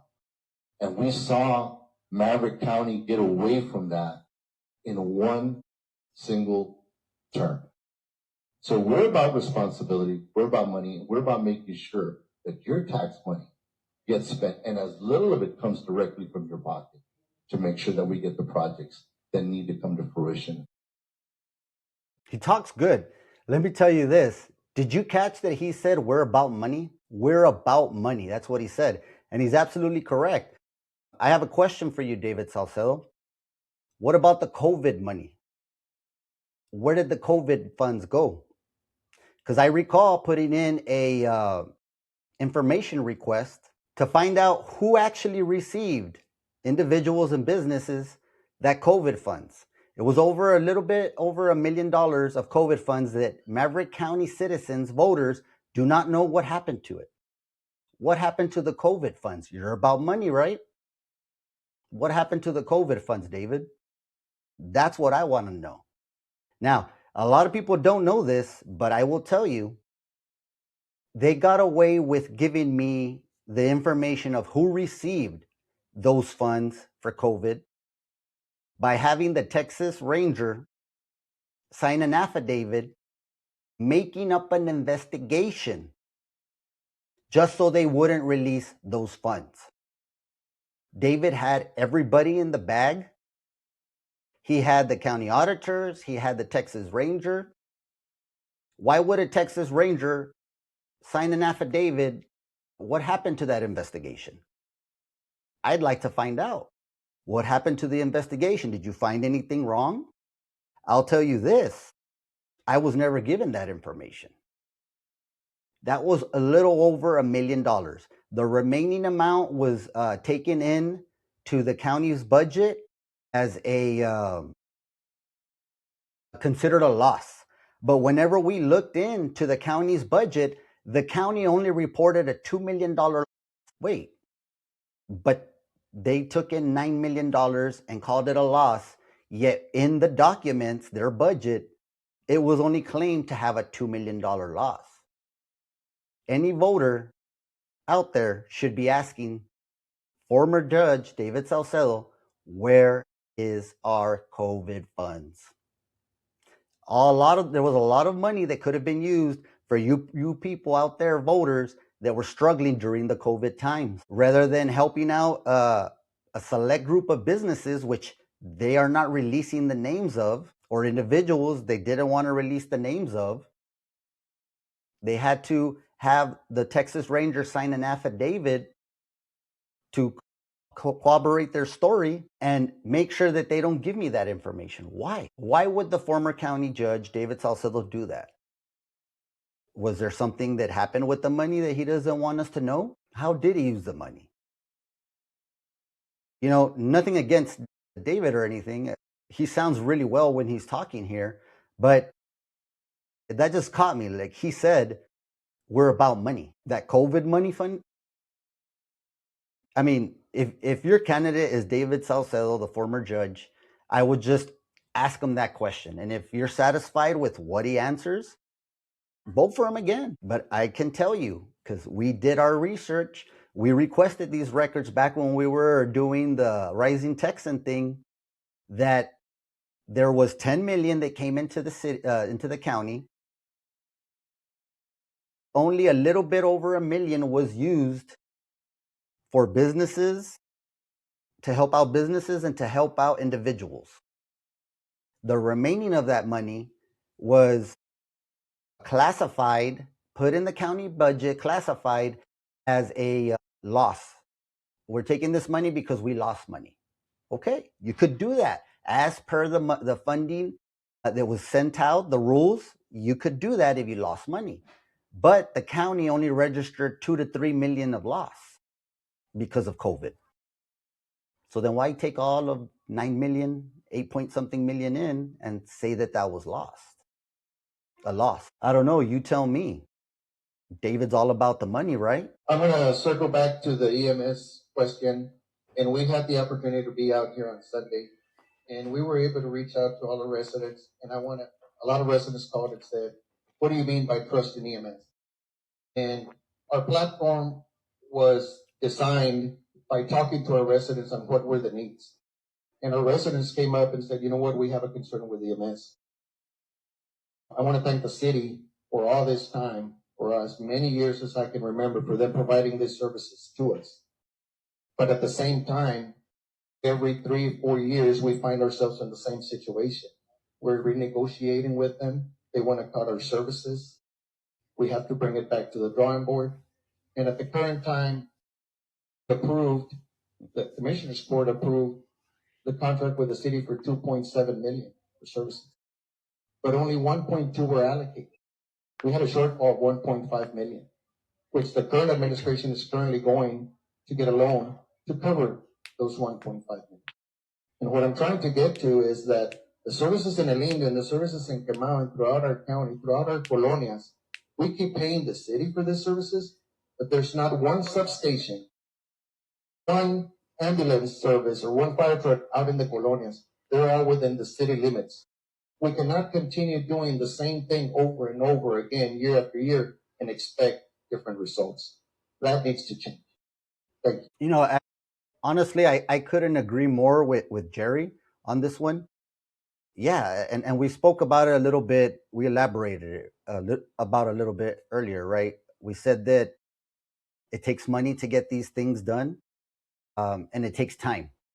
Now, Jerry and David at this point are the front runners here at the Meet the Candidates. What they're saying is tons better than what Camarillo and Rodriguez are saying. The only thing is that there's a reason why they're able to speak as well as they are and as knowledgeable as they are, is that they were there for 12 years, David even more, and now they're kind of lobbying on this thing, and I agree with them. We do need something like that.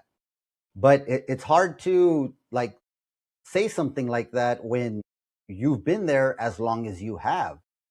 David has been there since he was 20 years as an elected official. Now, I agree with Jerry 100%. We need those services. And, I wish he was still on Commissioner's Court, and maybe we can sit down and make a plan and how we can move in that direction. But the fact is, David's been there how long? David's been there as a constable, right? And constables can't do much about that, but he was there for a long time as a commissioner, 12 years as a county judge. Now, I would say, David, why didn't you ever do any of this before? Maybe if you planned whenever you first came in as county judge, 12 years previous to you exiting in 2023, maybe we would have had our first substation out there.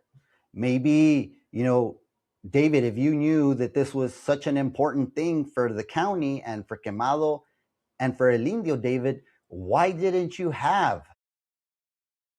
plan when you were 12 years as the judge to have these stations out there?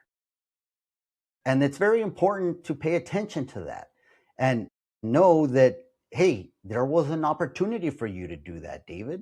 You were a commissioner, you were a county judge, but now you're throwing this out that we need this. And I agree with Jerry. And yeah, it's needed. But why wasn't it planned before? Because right now we would have already had something.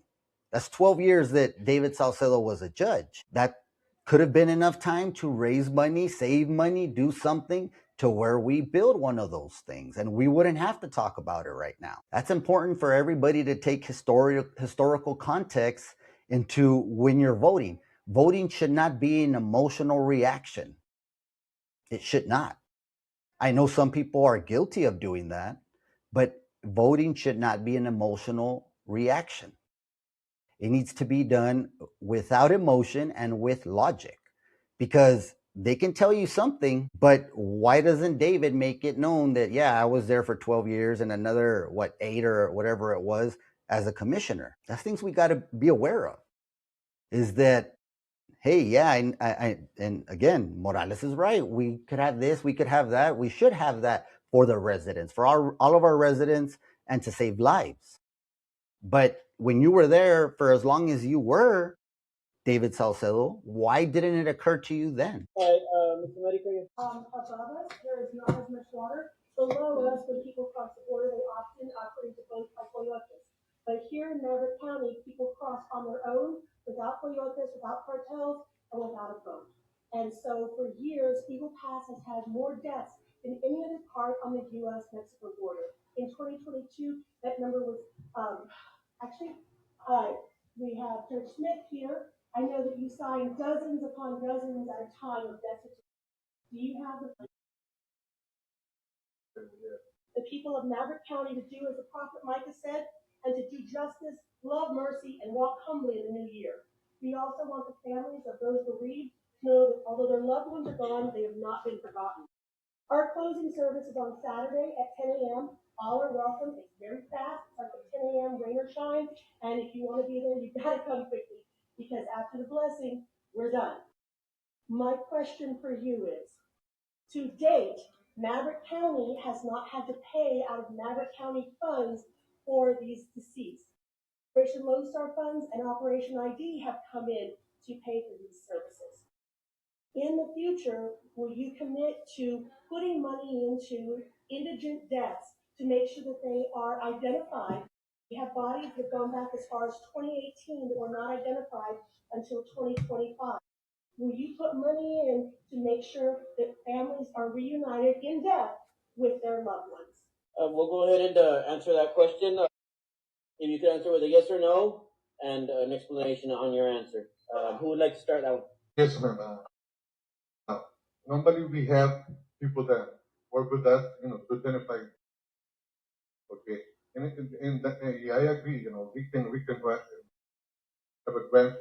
We can work better in this to identify every. Okay, but normally we have a different agency that works with us.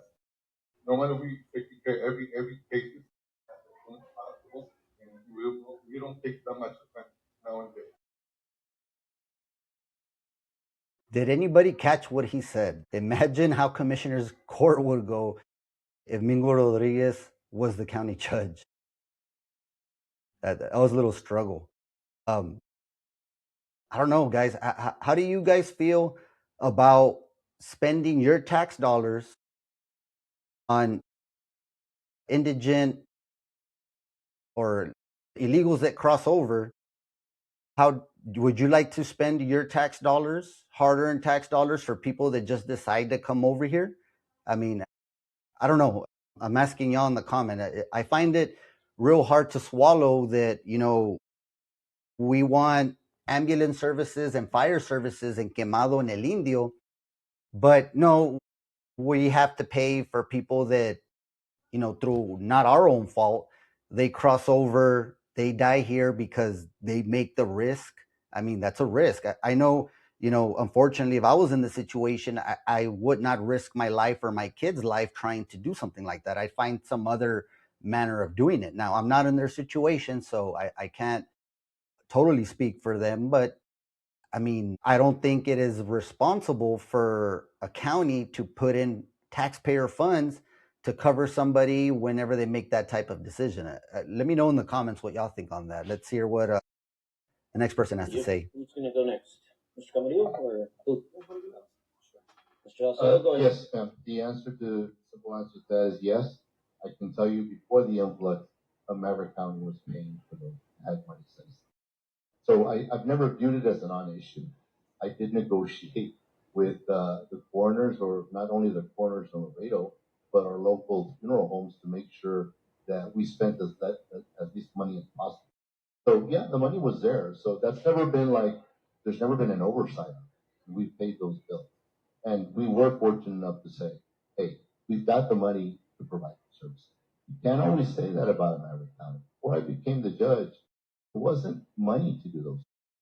And so we allocated the money without hurting the rest of the budget. Okay, so without hurting the rest of the budget. So it's important to know, hey, listen, I never worried about, are we going to have enough money to pay for this? Because we're going to take from this. We created a sustained administration, a sustained budget that would allow us to provide those services. And those are important. Even though, yes, you're correct, they might not affect everybody here or even a small percentage, but it's a responsibility of the county to make sure that that's it. Again, I don't think it's taxpayers' fault that immigrant decides to come over. You know, good thing that there was operations like that America was saying. I mean, it's just, why would you budget taxpayers' funding? I mean, I don't know. Again, in the comments, let us know. I know that there was a crazy amount of deaths that has happened. And if it wasn't for the grants that we were receiving at the time through Operation Lone Star and others, we wouldn't be able to have these types of things. It would definitely affect budgets of other departments, and we would have less funds to go around. Speaking for Maverick County, would have less funds to go around to do other things, right? Because they had to deal with so many deaths. I don't know if the county has ever had a budget for that. I can't verify what David is saying. I'd have to go back and check the budgets. There may be a small amount, but what recently happened and what brought along OLS is that there was there was a whole bunch of people. And, you know, it's not your guys' fault. It's not the taxpayers' fault. It's something that just happens. And, you know, I think it's hard to say, hey, let's budget this amount of money when we have other improvements that need to be done. But let's hear next person. America, the answer to your question is yes. And I've been part of the administration. Don't want to repeat what Mr. Salcedo said, but we didn't have an issue with that. I want to commend you for putting me in contact with Operation ID. And when I got to talk to them at Texas A&M, I recall her name from Concordias, Texas. It just surprised me that she was getting a resistance from our administration. And I want to assure you that that's not going to happen. It shouldn't be happening. That should be. But once again, thank you for informing us and for making us aware of what's going on with Operation ID. Ms. America, thank you for that. I can't make promises I can't keep. However, I don't want to make this about parties or my political beliefs. What I do believe is that we are all human beings. Everybody is human. We believe the same. We're all children in God's eyes. But what I can say is that we will do our best to address the problem, to see how we can compromise. Reach out to lawmakers. Reach out to the governor's office. Reach out to any other source that we can get help to be able to do that without costing the taxpayers. Being human beings, that's my belief, and we'll do our best. Thank you. You know, I won't comment too much on that one, but being that he's a Republican, the way he's running for the Republican Party, I would say that not many Republicans would side with what he just said there. Just an observation. Let's keep it going. Go ahead. That is always the highlight word of every single election cycle. See, making sure that everyone knows where every single cent goes, keeping an open door policy to everybody, especially the media. All right, as a county judge, I want the media all to be at my door. I want them to all be at my door so because they have the power to make sure that they distribute this information to the community. There's nothing that we should be hiding. There's nothing that we should be keeping from you. There's nothing that we should be thinking, oh, they're not going to understand it right, or we don't know how to explain it. We want to make sure that everyone knows where every single tax dollar goes. We want to make sure that everybody knows that there's a commissioner's court meeting. Whether we share it on Facebook once, that's just not enough. I don't know about you guys, but I'll see it the day before, and I didn't even know that there was a commissioner's court meeting today. I really didn't, even though I want to be involved as much as possible. However you want to slice it, why it was going to be done today, that's all speculation. But I can assure you that transparency has to be advocated to the T, and we have to come together as a community, as a commissioner's court, to make sure that this community gets every single bit of information out. Whether you post it on social media, whether you have a chief of staff go out and advocate it, we have to do it full 120%. That's what I think. Yeah, transparency. Everybody likes transparency. You can put stuff out, which I think the county does as much as they can, at least from what I see on social media. Now, to sit down and waste taxpayer funds for somebody's salary to just be doing that, you would never stop. But we're not. The city's budget is very different than the county's budget. The city's budget is much, much higher, where they could afford to have, a whole media department and a person that is, the public information officer. But as far as getting information, it's Public Information Act. Anybody that's a taxpayer or citizen can get that information or any kind of information as long as they're specific with what they're asking for. It's there now. In the digital age, of course, it's communication needs to be done. I agree with that. Now, they're saying about transparency. I would at least want to hear from one of these candidates what hasn't been transparent. Is there something specific? Or like Camarillo, he's being kind of broad about it, which is fine. That's a word that I do agree with him, that's a word that gets thrown a lot, especially during campaigns or election cycles. But I mean, is there a specific thing that Maverick County hasn't been transparent about? I mean, if there is, please put it in the comments. I mean, everybody wants to know what is going on, and I think that there is avenues where you can get about what's going on. The commissioners, look, the majority, I think everything, not the majority, I think everything needs to go through commissioner's court to be approved. That's the way local government is set up. So there's actually Facebook, and you can go on social media, go on the Maverick County page, and you see where they have these commissioner courts, and they're open to the public. So they have agendas that are on websites. I mean, I think that's an attempt to be transparent, and not because we want to be extra transparent, because that's the minimum. You have to be doing that.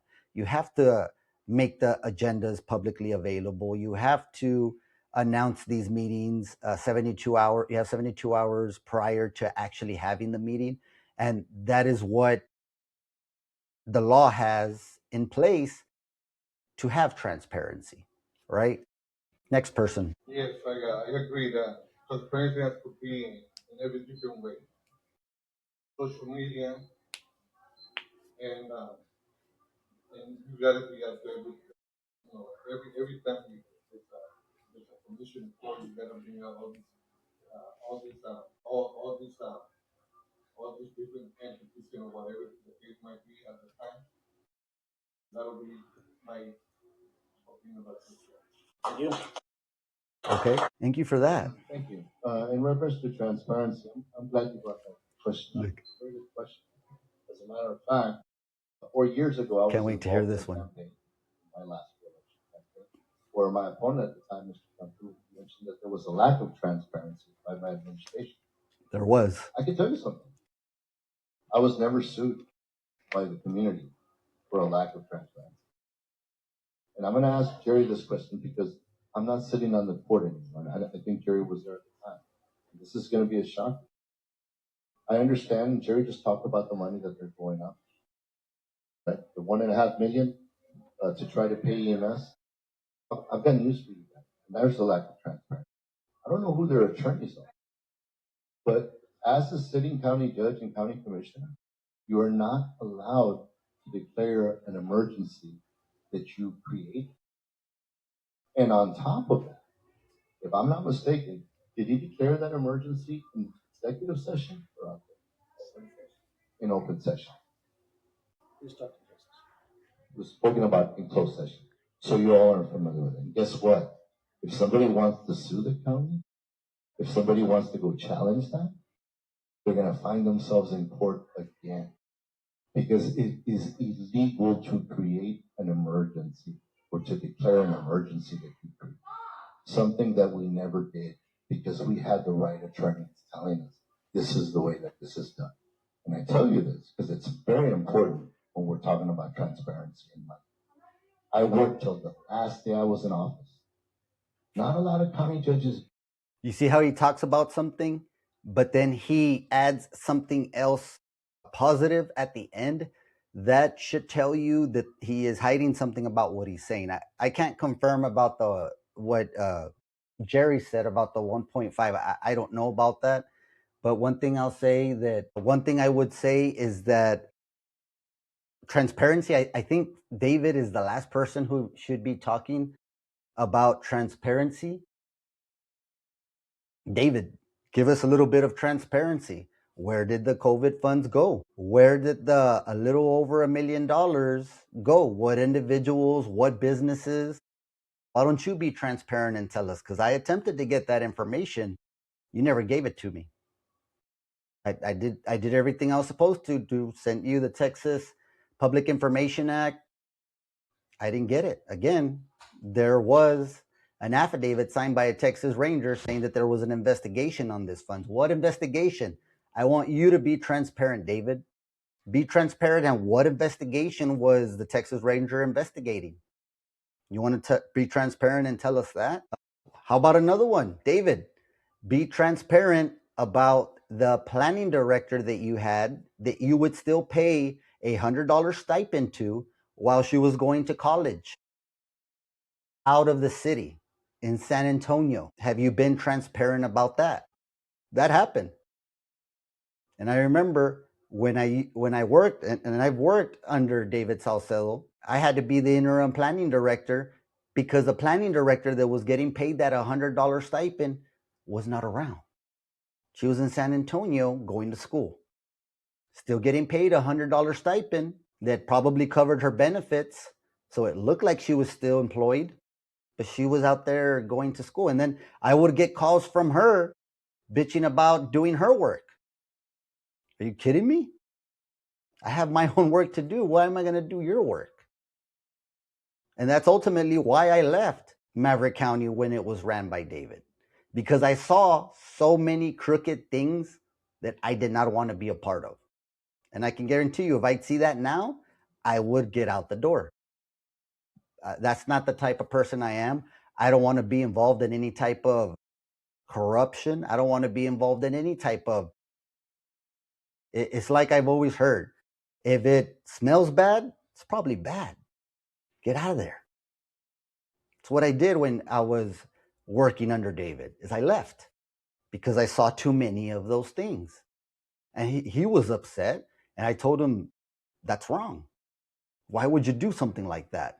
When this person's trying to call me, telling me what to do, yet she's not even getting paid as an employee. She's getting $100 stipend for her cell phone.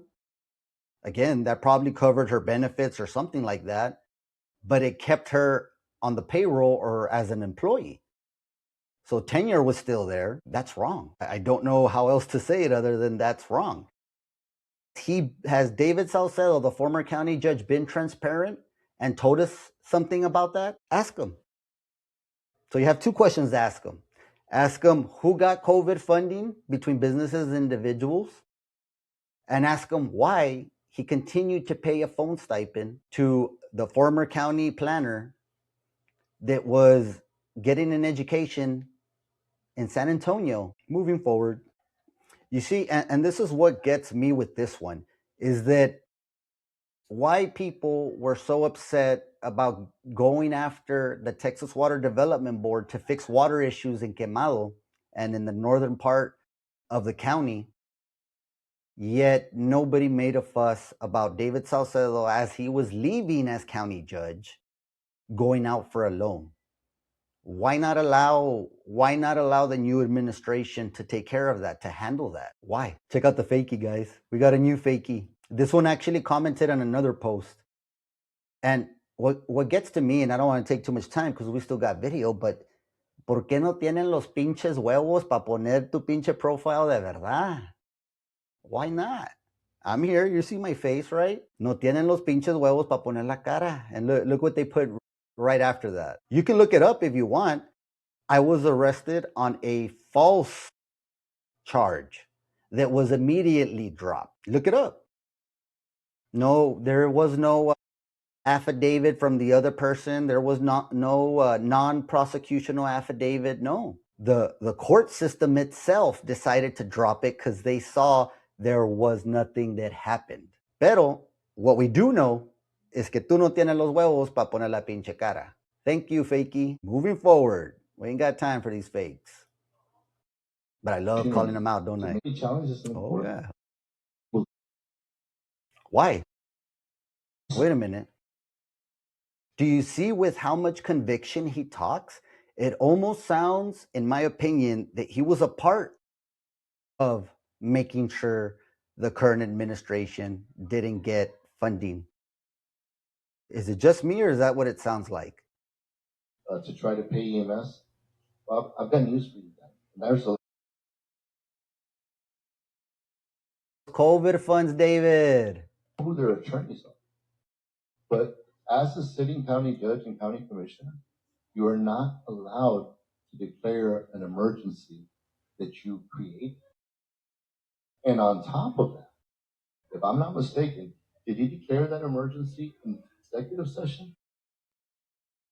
In open session. He says open session there. It was spoken about in closed session. And then now in closed session. With it. Guess what? Which one is it, David? To sue the county? Which one is it, David? If somebody wants to go challenge that, they're going to find themselves in court again because it is equal to create an emergency or to declare an emergency. Diana Gomez, let me ask you this. Do you live in Maverick County? I was waiting for you to comment. Do you live in Maverick County, Miss Diana? Do you live in Maverick County? Waiting for a response. I'll leave it to there. Do you live in Maverick County or do you own land in Maverick County? Yeah, it's crazy. Like, people are not even from here, yet they want to dictate narratives. That's where it's kind of like, what's your interest if you don't live here? Anyways, the fakie, look at the fakie. People already know that. They've been knowing that. What's your point, fakie? Que no tiene huevos. Let's see. Something that we never did because we had the right attorneys telling us this is the way that this is done. The right attorneys that were costing a lot of money. Let me tell you about the attorneys they had real quick, since he talked about it. The attorneys they had would make it so difficult to get a Public Information Act request back from them. They would send me so many different excuses. They would drop this, they would say that, they would say this, and then they would send it to the Attorney General. Transparency, right? And I tell you this because it's very important when we're... So she doesn't live here. I live in Pasadena, Texas. Thank you. Enough said. Talking about transparency. You see? You got to watch out for those things. Last day I was in office. Not a lot of county judges do. As a matter of fact, my predecessor, he decided not to run a year before. He went to work for the casino. That job was left alone for a year. I worked till the last day. And I went out and I got a loan on a low interest rate that I wasn't going to see any of that money about. Why would you go out for a loan? Why would you go out for a loan if you're not going to be there? It doesn't make sense. He went out and he picked signatures. he picked up signatures against him. Let me tell you what happened to him. The people went against him, and he wasn't able to go out and get a loan. And right now, if anybody challenges him in court, he's not going to be able to get that one because he's spending money on frivolous things instead of spending it on EMS. Man, you wouldn't have to worry about EMS if it was being provided. Again, now he wants to throw a narrative, and I'm sorry, I'm picking on him, but he was there for 12 years, plus whatever he was as a commissioner. Now he's saying about EMS. Why didn't you? I mean, since you are about the people, then you should know that they needed EMS. And imagine if David Salcedo would have done his job as a county judge 12 years when he started, and he knew that Quemado and El Indio didn't have EMS, we would already have something out there in Quemado or El Indio to protect you guys. But he's not telling you that. He's not telling you that. He is hoping you forget that he sat there in commissioner's court for close to 20 years, 18 years, whatever it was, 12 as a county judge, and I think it was another 2 terms as a commissioner, or maybe 1. I mean, either way, over 15 years, probably 15 years. Yet he doesn't say that. He doesn't say that. He was there. He knew the needs. Those needs existed 10, 15 years ago, just like the way they exist now. Let's see. I just think that people that don't live here, I mean, what's your interest so much in this, right? I mean, are you trying to dictate? Are you trying to confuse? Do you really just hate somebody that you have to be misinforming the people like you were about the grant situation? Look how they team up. Look how they team up. I can see Lisa's face. Read the rest. I'm going to venture to say that they probably know who they are or each other. That's crazy. That's crazy. Yeah, I know. It was an issue. It was an issue way before. And David was there over 12 years for sure. I can't remember how long he was a county commissioner. But why didn't he address it then? We would have had an EMS, fire station. I mean, we could have had a lot. We could have had a lot. Let's see. Personal agendas with 2 candidates. I don't have any personal agendas with any candidates. I've been calling them out how it is, telling y'all the truth. I think you need to check yourself and look in the mirror. It's called, what is that word? Projection. And you used ChatGPT again. You see that dash? That's a dead giveaway with ChatGPT. Why would you need ChatGPT? Why would you need to use ChatGPT? Dead giveaway. Look at the fakie. Yeah, because I'm so angry. I love getting them upset. Look at how upset they are already, man. Come on. They're upset with the truth. We shouldn't be where we're at. And that happened because of him. Think about the common denominator. When we had trouble with EMS, and Jerry could say that, we're not doing the same thing over and over again. Guess who the common denominator was? It was Ramsey. He was the mayor when he didn't want to give the services to the county, and now he's a county judge where he doesn't want to accept services from the mayor. So it wasn't us. That's a little bit of a lie. Doesn't want to accept services from the mayor?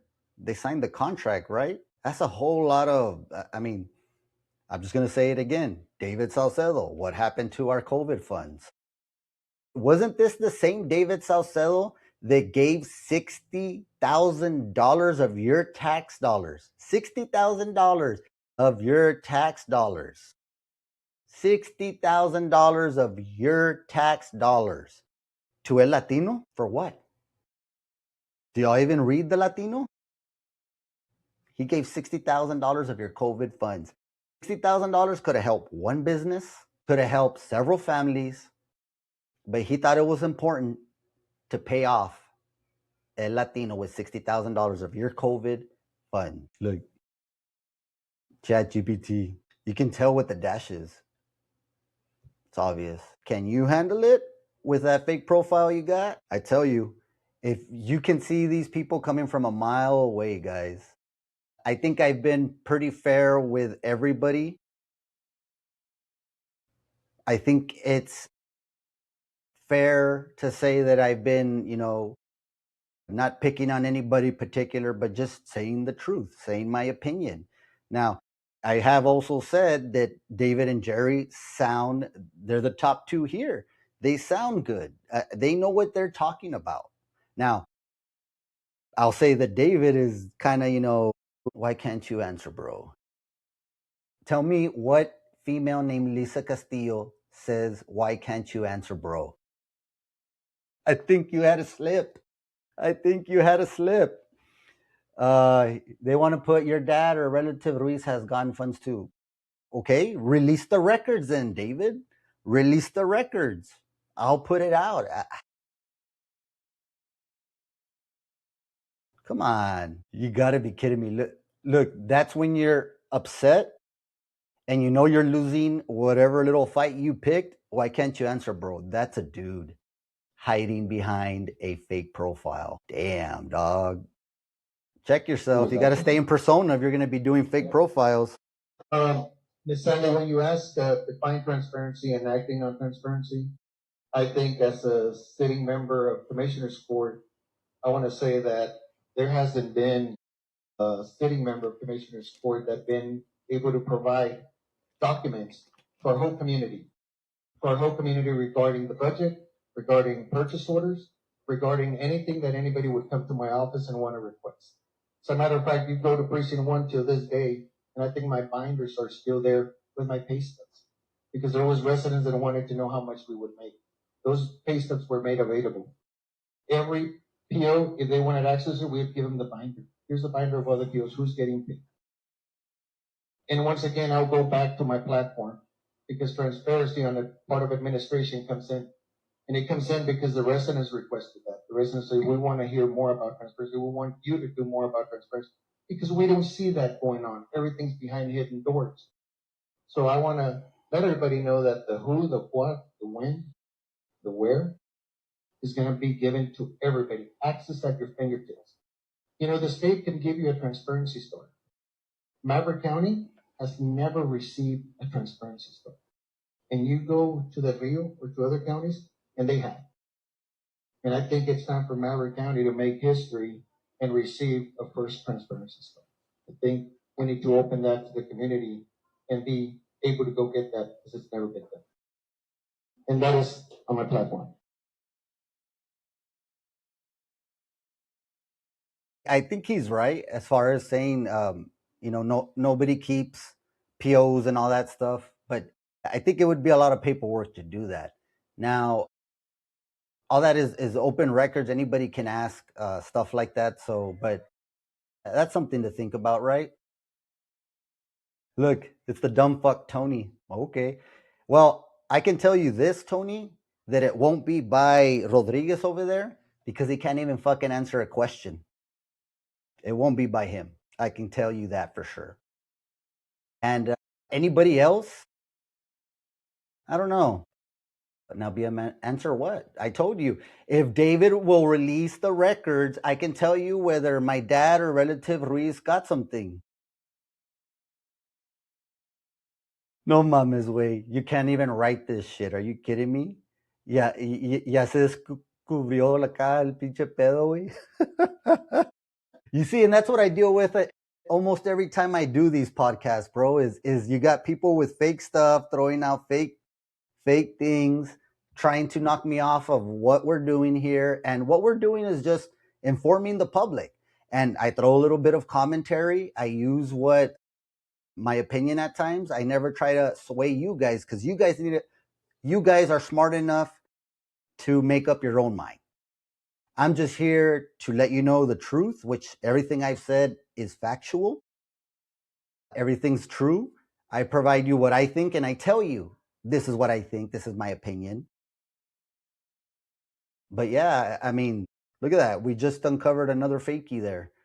A ver qué quiere este pendejo. He will not answer. Well, I'm answering.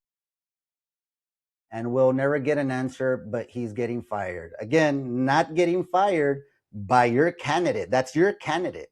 Hey, good idea.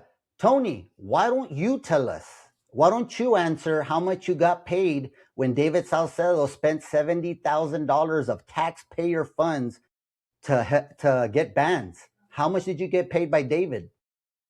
Let us know. How much did you get paid by David to get the, what was it, Diamita, whatever, some fucking bans? How much did David pay you? How much did David pay you to get $70,000 worth of bans that cost the taxpayers? That was taxpayer funding, bro. I think, wait a minute, weren't they saying we need EMS as a priority? EMS is a priority. Then why is David spending $70,000 to get this clown over here, to get this clown to get bans? I want to know how much Tony got paid on that. Tony, how much did you get paid? Let us know. Save what job? My work saves my job, bro. My work speaks for itself. You should ask people around. Go ahead and ask people all around. They'll tell you exactly what my work speaks for itself, bro. Those millions of dollars that the county has gone ever since I came on board, they speak for themselves. That's all I gotta say. This guy's still talking about a chain. Hey, answer the question. How much did David pay you to spend $70,000 of taxpayer funding on bands for a concert before he left? Tell the people, be honest, because you're there helping Mingo, and that brings in Mingo to the mix too. How much were you paid by David Salcedo to get those bands? $70,000 taxpayer funds. This guy was involved in the corruption. He was a part of the corruption, and now he's promoting Mingo. Does that make Mingo part of the corruption too? All right, Fakey. This guy doesn't even make sense. But yet, if he was transparent and if he was honest, wouldn't he tell you how much he got when David Salcedo spent $70,000 of your hard-earned tax dollars on a band? On a band. That's what a lot of the people that are in this thing forget about, is that David Salcedo, he accuses other people of being frivolous, yet he spent spending frivolous, yet he spent $70,000 on a band, and he hired this idiot that now represents Mingo. Corruption at its best. Do you guys really want this corruption back? Well, you should hire somebody to write your damn Facebook's post, because they don't make fucking sense, bro. Tell us, how much how much did David pay you for $70,000 of taxpayer funding? Let's see. There you go. He admits it himself. David Salcedo paid out a band with your tax dollars that much. 70, 65, same shit. Look how he gets mad. I'm letting you know, pull up the open records to check what was made. 65, not say, okay, 5,000 makes a difference. 5,000 makes a difference, you fucking idiot. You still fucking spent taxpayer funds for a band when they're over here asking for EMS. They're saying we can't afford a park, but they approve of David spending $65,000, $70,000 on a band? On bands. Yet there's people without water. Yet there's people without EMS. He's part of the corruption. Tú sabes, Isaac, porque you were part of the clica.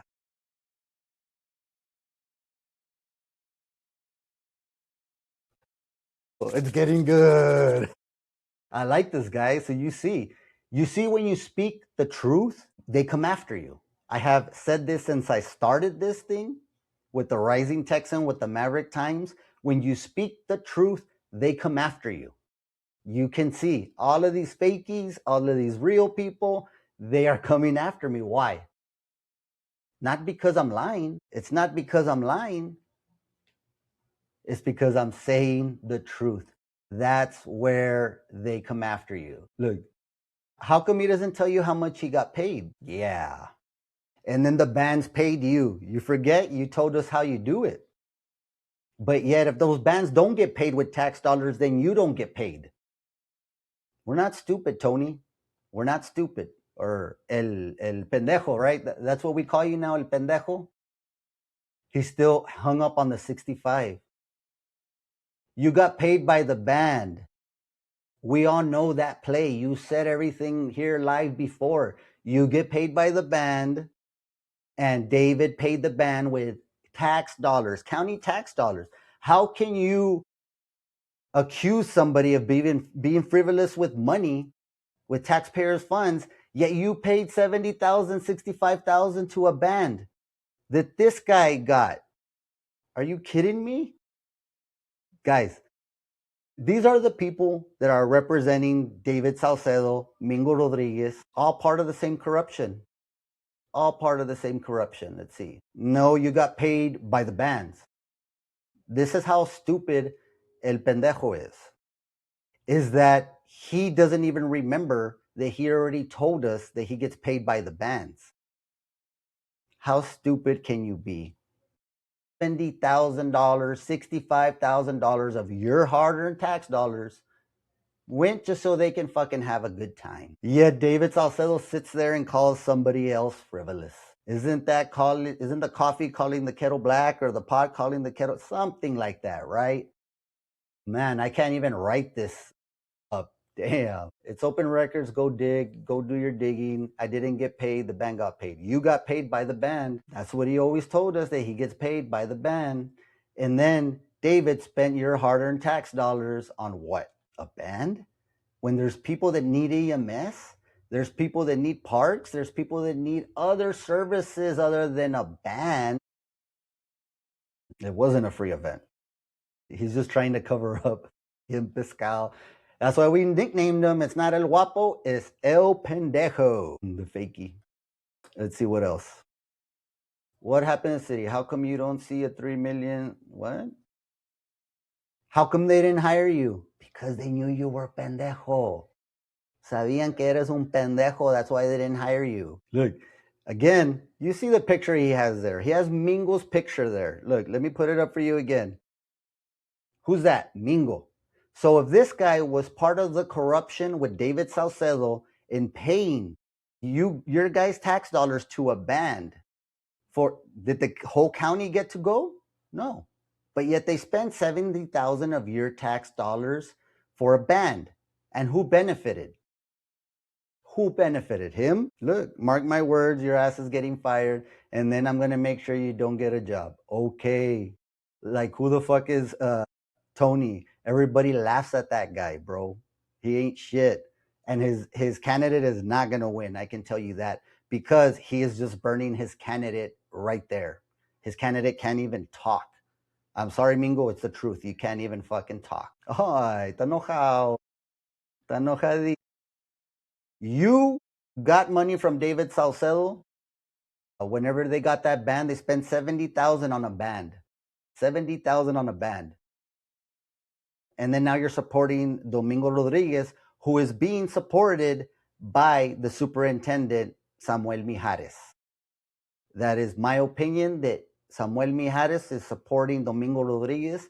And we all know what Samuel Mijares, the superintendent, is all about, right, guys? They don't want this. They want people who can talk. They want people who can talk. I can tell you, David talks a hell of a lot better than Mingo. I can tell you, Jerry did a good job, hell of a lot better than Mingo. I can tell you, shit, Camarillo can talk better than Mingo. Mingo hasn't said anything. So don't worry about whether I get fired or not. My work has done its own talking. My work has done its own talking. But one thing you should worry, do you live here? Wait, you don't even live here. Why am I wasting time with people that don't live here, right? Look at them all mad. You're insane in the membrane. You remember that song? You're just revealing more and more who you actually are. Let's continue with this video. Look. Wow. I wish I got paid that much. That'd be awesome. If y'all guys want to see how much I get paid, it's online. Go check it out. Also, whenever you're looking at, check out the monthly reports that show how much grant funding I've gotten for the county. Thank you. Moving forward. They're real mad, right, guys? That's what happens when you tell the truth. If I could add on that question as well, your opinions on how those community houses have been used in the past, or how you assume those should be interpreted, such as the example right now that's going on in Quemado regarding that community center. I know in the past there have been used for events that could be called political or perhaps not. So, adding to her question, how would you all go ahead and handle that? Whoever may start. Mr. Camarillo, go ahead. Yeah, I was there. I was there with you, Sandy, when Look, sorry, I just, you're complaining about 65,000. Look how the deflection. That's what is a classic example of deflection. So he's trying to use something worse to cover up what he was a part of. And it's called corruption. And that was under David Salcedo when he was the county judge. Thank you, Tony. You made my job a lot easier. What an idiot. Let's see. Okay.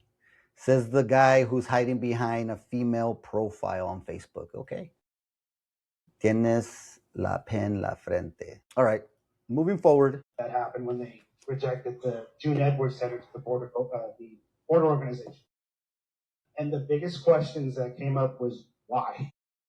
The county lake is used for political purposes.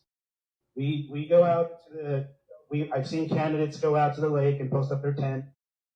I believe, Morales had the same problem. They didn't let her use it. But the biggest thing is to treat people with fairness. What message does that send to other candidates or to other people who want to support or have a simple town hall like this? I believe my stance is everybody should have a right to use it however they want to. They are community-owned buildings. So that's saying that government is getting in the way and saying, no, you cannot use it. That is definitely interference with our democracy. And that should definitely we as the county judge, I want to make sure that we put a stop to that. We want to treat everybody with fairness.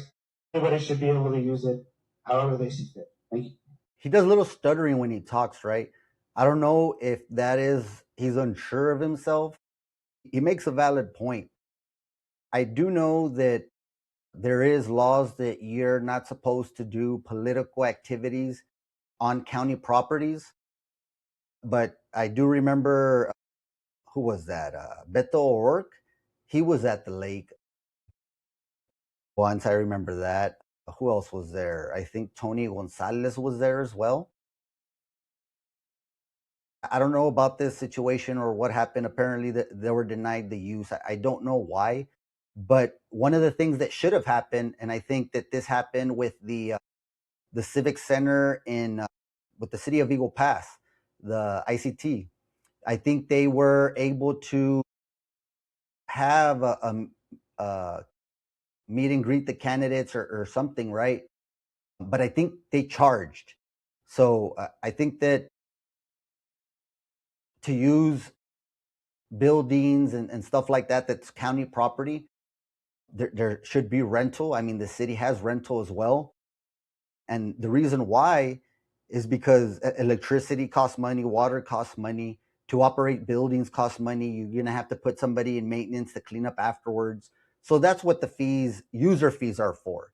Rather than, I'm a big proponent of user fees. Rather than increase taxes, you use user fees for those groups, organizations, or individuals that specifically use different facilities. I mean, you want to use a baseball field, the city of Eagle Pass rents it. I use the multi-purpose all the time to have my basketball teams practice, right? So they charge us money for that. Why? Because there's personnel there, there's lights, there's water, there's restrooms. So that makes sense, right? I did not see this item. I think this is, I don't know what happened. I heard that the Republican county chair stood up in the meeting and said something like, you're full of shit, or like, something real disrespectful like that. I don't know. That's what I heard. I don't know if it's true. I haven't confirmed. And honestly, I mean, that's not at the top of my list to confirm of things. But this is kind of a situation where, like, I don't know. I would have to go back and see what was said in Commissioner's Court. I didn't see. I can't really tell you too much. What I will say is that fees should be assessed with any kind of rental of facilities. Again, not just to charge, but to recoup some of the money or break even with the cost of renting out. Because, like I said, this is what happens in the city, and lights and all that, restroom water, all that gets used. You may not realize it or see it, but it does. And rather than picking up taxes, like I said, I strongly support user fees, because that hits people that actually use the infrastructure there. It's just like water. Everybody uses water, so you charge water. Yeah. Let's see. Let's go through some of these comments. Again, it's not going to be by your candidate. I'll tell you that much for sure. There he goes again. I really want him to admit of the corruption that he dealt with David Salcedo in using $70,000, $65,000 in for a band. Why would you use that for a band that maybe 100 people went, 200 people went? What about the rest of the county? And David was saying something about, oh, these people out over here, why are they going to do a grant over here for Quemado and the north side of Maverick County when the rest of the county has to pay? Like, what? You paid $70,000 for a band that not everybody in the county got to use. How does that work? Let's see what the fakie said. Chale, homie. I love it. I love it. Let's see. No, she didn't? Okay. If you say no, she didn't, I guess that's what I heard. I clearly said that's what I heard. That she stood up and said, you're full of shit and you're full of shit. But I guess Diana knows better because she doesn't live here. But whatever. That's what I heard. Besas a trompas, okay. Getting a little, they're all upset, guys. They're upset because we're out here telling you the truth. That's what happens when you say the truth. You get chastised. I want to say that for 9 years, that didn't happen. It's happening in the last 3 years. And I got a lot of questions when it came that why was they using a community park to host after a block walk and a meet and greet in the Quintas? That's a community park. That's our right to assemble. We can do that. And I got questions from other candidates as that they went and petitioned the court. They went and petitioned the judge. We want to use this park. But why do you even go and ask? You see them at the lake, like you were saying. You see them at other areas in town and community parks. You shouldn't have to ask when you want to assemble, when you want to go to a park and voice your rights, your freedom of speech. That shouldn't completely be not happening. It's sad for what happened to the community center here and why we're gathered here today because of their decisions. But for 9 years, never happened. That never happened. And it was part of a joint effort. Mr. Saucedo and the sitting members, everyone like, why would you didn't even cross our mind to say no to whoever wanted to use it. We even came in and took it a step further, and we were able to find legal terminology when we didn't have to charge if somebody was going through a hardship to do a plate sale at the lake. So that's, I think, how we should move forward with that and not be stopping our residents from assembling. Thank you. Check it out. Look how, what's the word? It's a shame I have to use a video of a very cordial, respectful meeting. Your podcast has evolved into your typical vulgarities and insults. When they come and insult me, I defend myself. Everybody has a right to defend themselves. You can't rise above yourself. Let's see. So you will never be taken seriously as a journalist. But you're still on here, right? Miss Gomez that doesn't live here. Yet you watch every several thing that I post, correct? So I don't get why you would say something like that when you still continue to come and look. I think that you have, like, you're projecting a lot. You're projecting a lot. You're upset because I told you that the project in Quemado is happening. That's what's happening. I mean, you're upset because I defend myself against other people that are attacking me. I think I'm allowed to protect myself, defend myself. There's nothing wrong with that. You would defend yourself too, right? Estoy de acuerdo. Yeah, we have to learn to defend ourselves against hacks like you. No, what I think the community needs to defend against is partisan people, people that have already made their decision and are trying to influence other people. I'm out here and I think I've said equally, when somebody says something good, when somebody says something bad, I've been fair in my comments. I mean, you can rewatch it again and you can say it, and I'll tell you, as much as I criticize David here, David was probably one of the better ones here, along with Jerry. That's just the way it is. Now, you have continued to misinform the people. What's worse is that you're not from this community. You own property in this community. That's the thing, is that people are watching this, and when you say something, people will be like, oh, well, yeah, maybe that's true, but then it's not true, which means you're ill informed. And me, I try my best to make sure that if I'm going to talk about something, I at least know something about it. Now, if I don't, I'll tell you, just like I said with the Republican chair saying something in the meeting, I heard it. Didn't say it was a fact. That's what I heard. And then I pointed out your comment that you said it wasn't true. Okay, it wasn't true. It's what I heard. Very specific. And I mean, if you call me a hack, I wonder what that makes you, because you've been on here trying to attack anything that I say that has been the truth all along with this guy. Soy un animal. That's the problem. You cause a lot of damage with your life. So you have to be met with fire. So she's complaining. Wasn't she just complaining that I'm getting vulgar and this, and that? And then now she's saying that she has to come fire to fire. Like, who understands you? I don't understand. No, your analytics is an entire attack.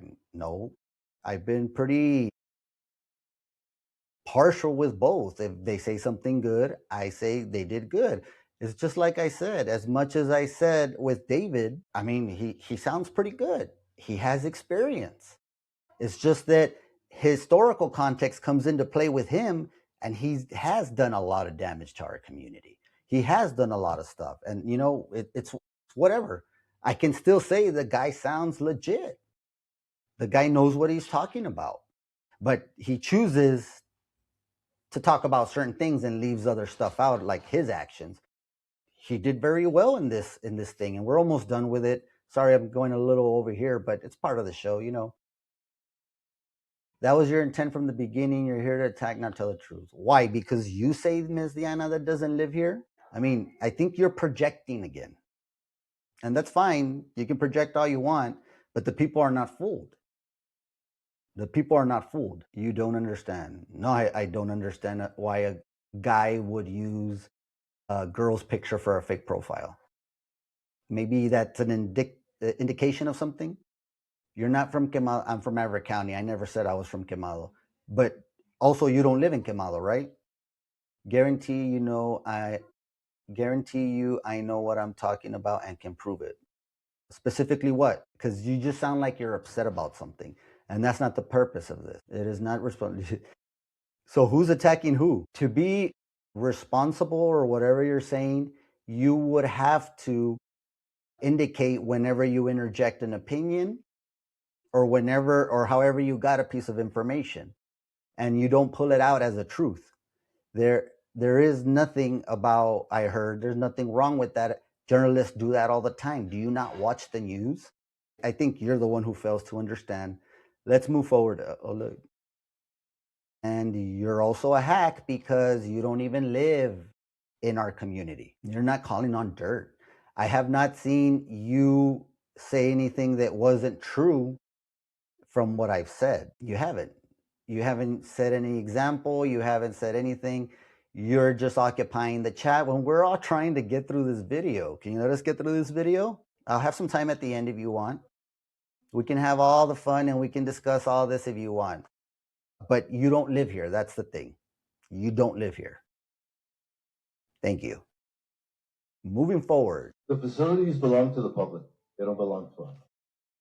I had the opportunity to serve as your county commissioner in 1997, actually. I got elected in 96, but 96. during those Shit, that's a long time. during my tenure as a commissioner. That's like a career it politician. wasn't always really smooth. Okay? There were times when I would meet with residents, and a lot of them had concerns. And I mean, no disrespect, by I could tell you, I can mention several. Jeannie Smith, they went to see me. They wanted more control over what was happening in the Quemado Rodeo Arena. The community center, Jerry just said it. Those are issues that didn't even come to commissioner's court because I wouldn't bring it. I was the county commissioner, and I never took the attitude of, okay, these people came and spoke to me, and maybe they were a little bit aggressive. Let me find a way to take it away from them. No, you find a way to make sure that they get what they're allowed to within the letter of the law. Just because you can do something doesn't mean that you have to do it. That was an issue due the entirety of both administrations, my administrations, as a county commissioner and a county judge. I couldn't even fathom or thinking of, let's take it away from them. Let's take it away from the board. Let's take it away from the library. Let's take it away from the cemetery. Even though I might not have agreed with some of the individuals that were on the board, I didn't find a way to take it away from them. I found a way to work with them to make sure that the people who know what's best for their community are given the opportunity to do what's best for them. That's crazy, because I remember one time when Commissioner Ramos was questioning something on Commissioner's Court, that same judge popped up, put his finger, or former county judge, put his finger in her face saying something about a clown. How is that working with everybody? What I have noticed throughout the years, being something you can review, that's one of my biggest concerns that is happening, because I have noticed throughout the years that I've been out for the past. And we gotta fix that one way or another. One of my biggest concerns. That's El Pendejo's candidate. Can't even know, what the hell did he say? Let everybody. I guess, how would you ensure that I know the ones in Pueblo Nuevo are also been closed, they're locked up in the Nick card readers. And how would you guys make sure those stay open, be it the county employees being able to come out to service them, or making sure that the maintenance is being done, to elaborate on her question. Taxes are for it, I guess. I'm sorry, how are we paying for that? It's some sincere question. I'm not sure. Like how are the citizens paying? So is there a reason why the batteries can't be used? I'm gonna go with it's about your responsibility. I'm gonna go by it's your responsibility. The taxpayers' money is already coming out to upkeep this stuff. Why are we paying extra? We should not be paying extra. We need to make sure that we talk to our commissioners to make sure that we stay on top of making sure that routine maintenance is still being applied no matter what, at all times. The parks and bathrooms shouldn't be closed just because there's no events. I recently got apparently accused of trespassing on the fairgrounds, and it's open during the day. And they're telling me that, or this weaponized media is trying to say that it's a publicly owned, or it's a county-owned place. Just because there's no events means I can't set foot on it. No, absolutely not. It's a good question. Again, taxpayers' money is already paying for routine maintenance. We need to make sure that it's applied. Okay, look. Simple. If a public facility, let's say, I don't know, the courthouse, city hall, if a door is left open, what do you think the police is going to say if you walk in city hall at 2 a.m. because a door was left open? Is that trespassing? Now, this guy likes to throw a lot of stuff out, doesn't really know too much. Now, nobody accused him of trespassing. The simple fact that somebody sent a message talking about how do you get in there if there's not an event in the rodeo. Now, again, I'll say it. If City Hall is open, somebody left the door open. It was on accident. And you go in there at 2 a.m. when it's not office hours. Again, remember, the Maverick County Fairgrounds, it's for events. People can use it. It's a county property, but there's been a lot of things that happen when things are not taken care of, as far as, closed or anything like that. There may be vandalism, just like they were saying. Now everybody saw that on social media. They're breaking the damn toilets, costing you guys taxpayer funds, because they got to replace it, right? So I mean, I don't know what hours they're shut down, they're closed, but we repeatedly have these things. Sheriff's department, they get a lot of calls, man. It's hard for them to get by to check on the restrooms. Now, I don't think restrooms, why do restrooms need to be open at 2 in the morning? That doesn't make sense. There is kind of like, a slippery slope there, I guess, if you want to say. But I mean, I would be smart enough if, let's say, I don't know, what's usually the multipurpose. If the multipurpose is open at 2 in the morning and I go in there and start playing basketball, am I wrong? That's the thing. Now, this guy likes to throw a lot or whatever and make himself the victim. But do y'all remember who this guy is? Do y'all remember all the acquisitions he's made? The piss poor journalism? What else? There's tons. It's not even from our damn community. Not even from our community. And all you got to do is talk to people that used to work with him. And that tells you everything. This guy cannot keep a friendship. This guy cannot keep a job. This guy cannot keep a lot. And in my opinion, it has to do with him personally. Because how can so many people, and I don't know how true it is. There's a lot of people that talk that there was a lot of things that happened whenever he worked at the Firefly. In full transparency, what he says, he should tell us what were the accusations against him at the Firefly. Now, this guy actually had been on my podcast in the beginning.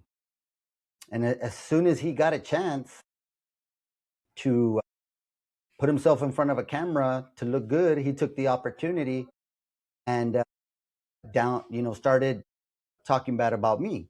Now, in talking with several people, I've heard he does that to everybody. It's what I heard. Right, Diana? I heard before we start getting a big old speech over here. So it's like, damn, people that are problems should not hold office, because how are they going to get solutions? How? Now, I mean, just ask around. You don't have to take my word for it. Ask around. Ask him. Ask him what were the acquisitions at the Firefly. Maybe he'll tell you. Maybe he won't. But I can tell you, anybody he's dealt with, worked with, in any capacity, it always turns, it doesn't go good for him. I don't know why. I'd like to know why. Maybe there's a reason there. And maybe that, as a county judge, we can kind of see, hey, yeah, he's a good or bad. But I mean, now, if only those records at the Firefly were subject to Public Information Act, that would be interesting. That would be interesting. Just a thought. We're almost done, guys. Ma'am, in reference to your question, is to be used on a daily basis or people utilize in the park, we never had a policy against that. Now, I did give Jerry, and he did come to me in the opportunity when he started Market Day. I think it was a great project. I will tell you, and I think those you do need to charge. You do need to charge because you have upfit. You're going to make improvements to the facilities. Plus, those people, the majority, 99% of them that are there, Well said, are there to make profit. So they're using the facility to make profit. Now, the problem that I had during my administration was I didn't give out contracts for people to go and maintain those areas. I didn't give out contracts for maintenance or custodial services. We don't have those luxuries. Those are monies that can be used for you all and projects here. We're here right now. Some people are here to say, hey, we're not. He did not give out contracts to maintenance, but he gave a $97,000 a year contract to lobbyists who didn't do a damn thing for the county. Y'all remember him? Shepherd Government Affairs with Obi Salinas. Yep. $97,000 a year to get you what? I can tell you when I worked under David Salcedo, they showed up in Eagle Pass and Maverick County one time to talk to me about grants. Never heard from him again. Now, what was he paid for?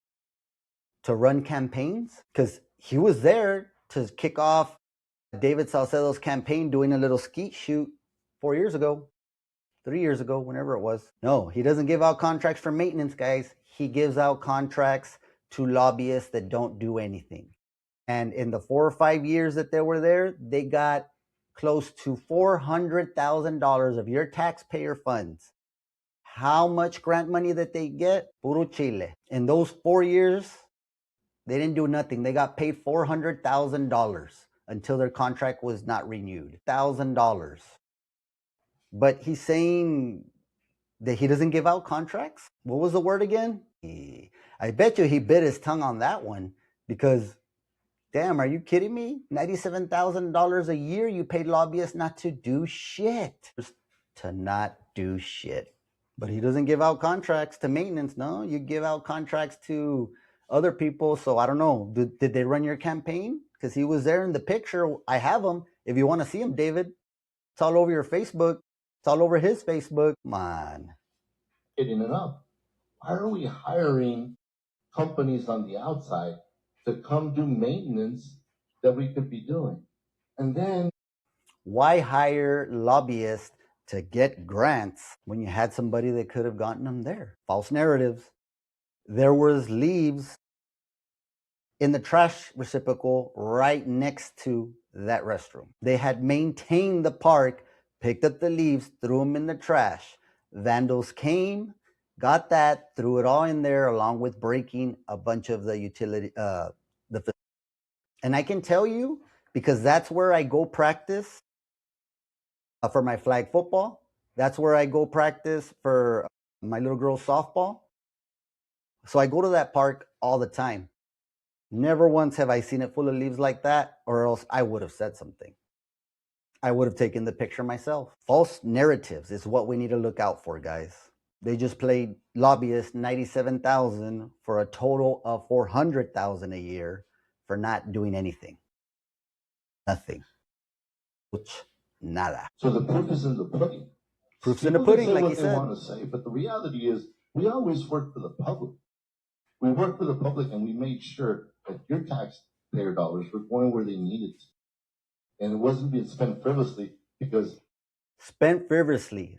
$70,000, 65, because Wapo gets mad or El Menso gets mad. $65,000 on bands, musical. That's where he spent his money. So that's not frivolous. There's nothing worse than a, what is it called? A hypocrite. How can you throw a stone when you're a sinner? It's crazy to me, guys. How, I don't know if he's actively manipulating the people that are there or if he's that delusional. Do not forget who this man is. He may look good here. He's doing good. I can say he's doing good. But what's the truth? The truth is he spent over $400,000 in lobbyists that didn't do anything. He spent $70,000 for musical bands that a lot of y'all didn't even get to go to the event. And there's countless of other situations like that that gentleman who was voted out is trying to come back in. I would have favored somebody or one of my compadres as a company, or this is going to happen. So what was Obi to David? No era compadre. He was there at all his campaigns. He was walking the streets with David Salcedo. Is that where that $97,000 a year came in handy? Because Obi Salinas was walking the streets with David Salcedo. We have a video, door to door. Are you kidding me? It wasn't about that. It was about making sure that you got the best service with as little as possible. Now, we'll tell you this, because it hasn't come up. When it's all said and done, we left $9.5 million. So you can't say that I was irresponsible, because when they came and did the audit, those are independent auditors. Those are not auditors that I have. And that report was given when Ramsey Cantu was the judge, not me. And they made it very clear that Maverick County was. Do y'all remember when Maverick County could not apply for a grant because their audits were not complete? 3 years of audits were not complete. Guess who the county judge was? Guess who the county judge? It gets good. It gets good because he's talking about audits. Let's talk about audits. For 3 years, Maverick County could not, or I don't know if it was 3 years. It was a good while. Maverick County could not apply for grant funds because under David Salcedo's leadership, they did not have their audits in place. So this county, Maverick County, suffered without any grant funds for a very long time because David Salcedo, who is the budget officer at the time, did not have all the audits completed. And they would not get any grants until all those audits were complete. So why aren't you telling the full story, David? Maybe Jerry can enlighten you right now when he gets the mic, and he can tell you how much money is actually left in those county audits. Thank you. First of all, he is 100% correct. 9.6 million. By the end of this budget, we're going to be down at 2.5. But what's more alarming is that on the deficit reduction, $984,000. And the big question right now is how much of that money is there for an emergency? $8,000. That is where we currently sit right now. And that is one of the issues that made us say, you know what? We're headed completely in the wrong direction.